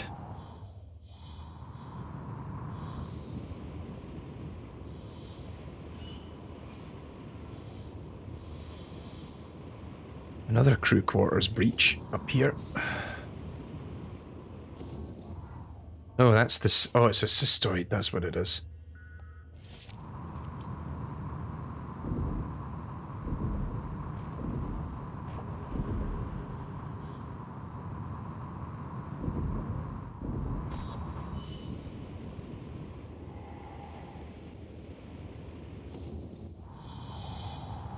Oh, there we go.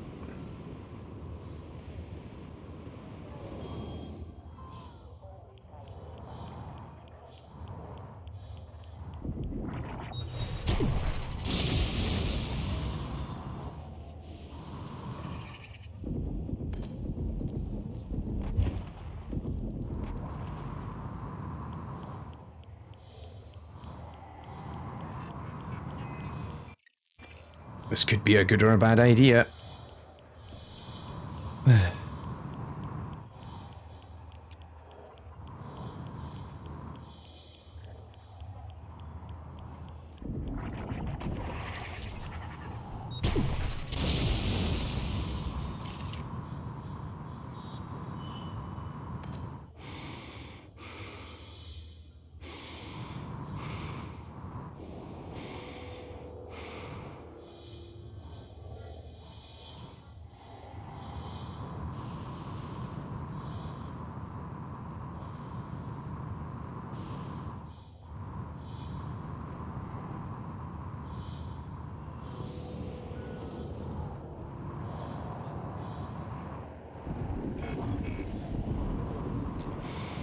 Let me get my bit of wrench.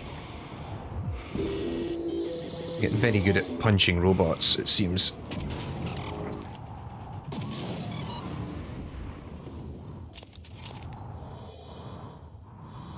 Need to reorient myself. Ooh.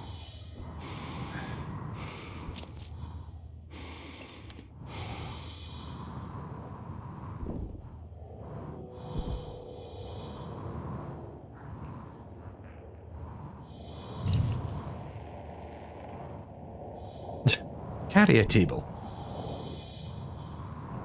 That doesn't sound good. I can just hear something. Technopath. Running away. I will come back to this later. Right. Where was that air vent? Hull breach. There it is. Oh, imagine this scene in VR. I would probably vomit a little bit. There we go. Arboretum. Oh my goodness. Come on, come on, come on, come on, come on.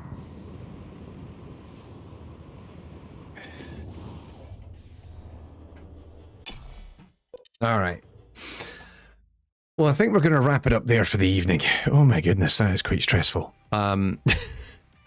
Yeah, I think it's been really interesting to continue to play through this and just see how the game like sets up all these kind of situations for me to kind of fight my way through, which are both fun and stressful at the same time.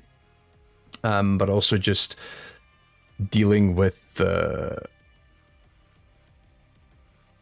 There we go. There's the entrance to deep storage, which is still... Oh yeah, because I need the voice activation. That's why I couldn't do it. Sorry. I've turned the camera off and I'm still playing the game.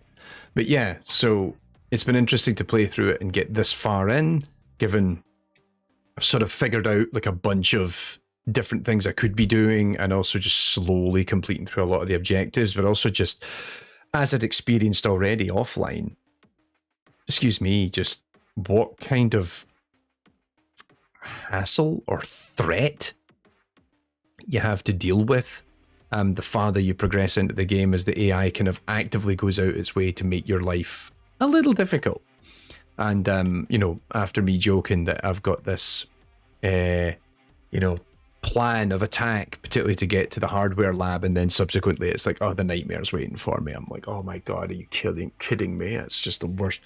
Anyway, also apparently I got an achievement for killing 5 mimics in 5 seconds. I think that's just because I did a psychic blast and took a whole bunch of them out. Anyway, so this has been Player Choice. Our first season has come to an end. Congratulations once again on all of you for expressing your opinions and getting us to where we are. Yeah, we will continue on. We'll maybe do another one of these. I don't know whether we'll do another season. We might do something of a different format. I'm already generally interested to get people's thoughts and opinions on like what would be a fun season to do that's arguably a bit shorter and doesn't require me having to play through 30 odd games, and something we could just do as a bit of a laugh here on the second channel. It's been interesting, of course, to just get people's thoughts and opinions on this and what have you. But I'll maybe try and play a little bit more. I need to finish my playthrough of Prey at some point, and I am hoping that we can maybe do an episode on it at some point as well. So I will continue my playthrough. We might even stream a little bit more of it. Who knows? I've got several games I'm in the middle of trying to finish at the moment, and Prey is just one of them. All right, with that, thank you very much for tuning in tonight, folks. I'm going to go and sort my life out, actually. I've got a train to catch in the morning. I've got business meetings and the like to do. And finish prep for this masterclass. I'm flying off to France to go and start delivering that this weekend. So yeah, thanks for tuning in, and I'll see you all very soon. We'll have new content dropping on AI and Games tomorrow. Ha! So we do. Almost forgot about that. Catch you later.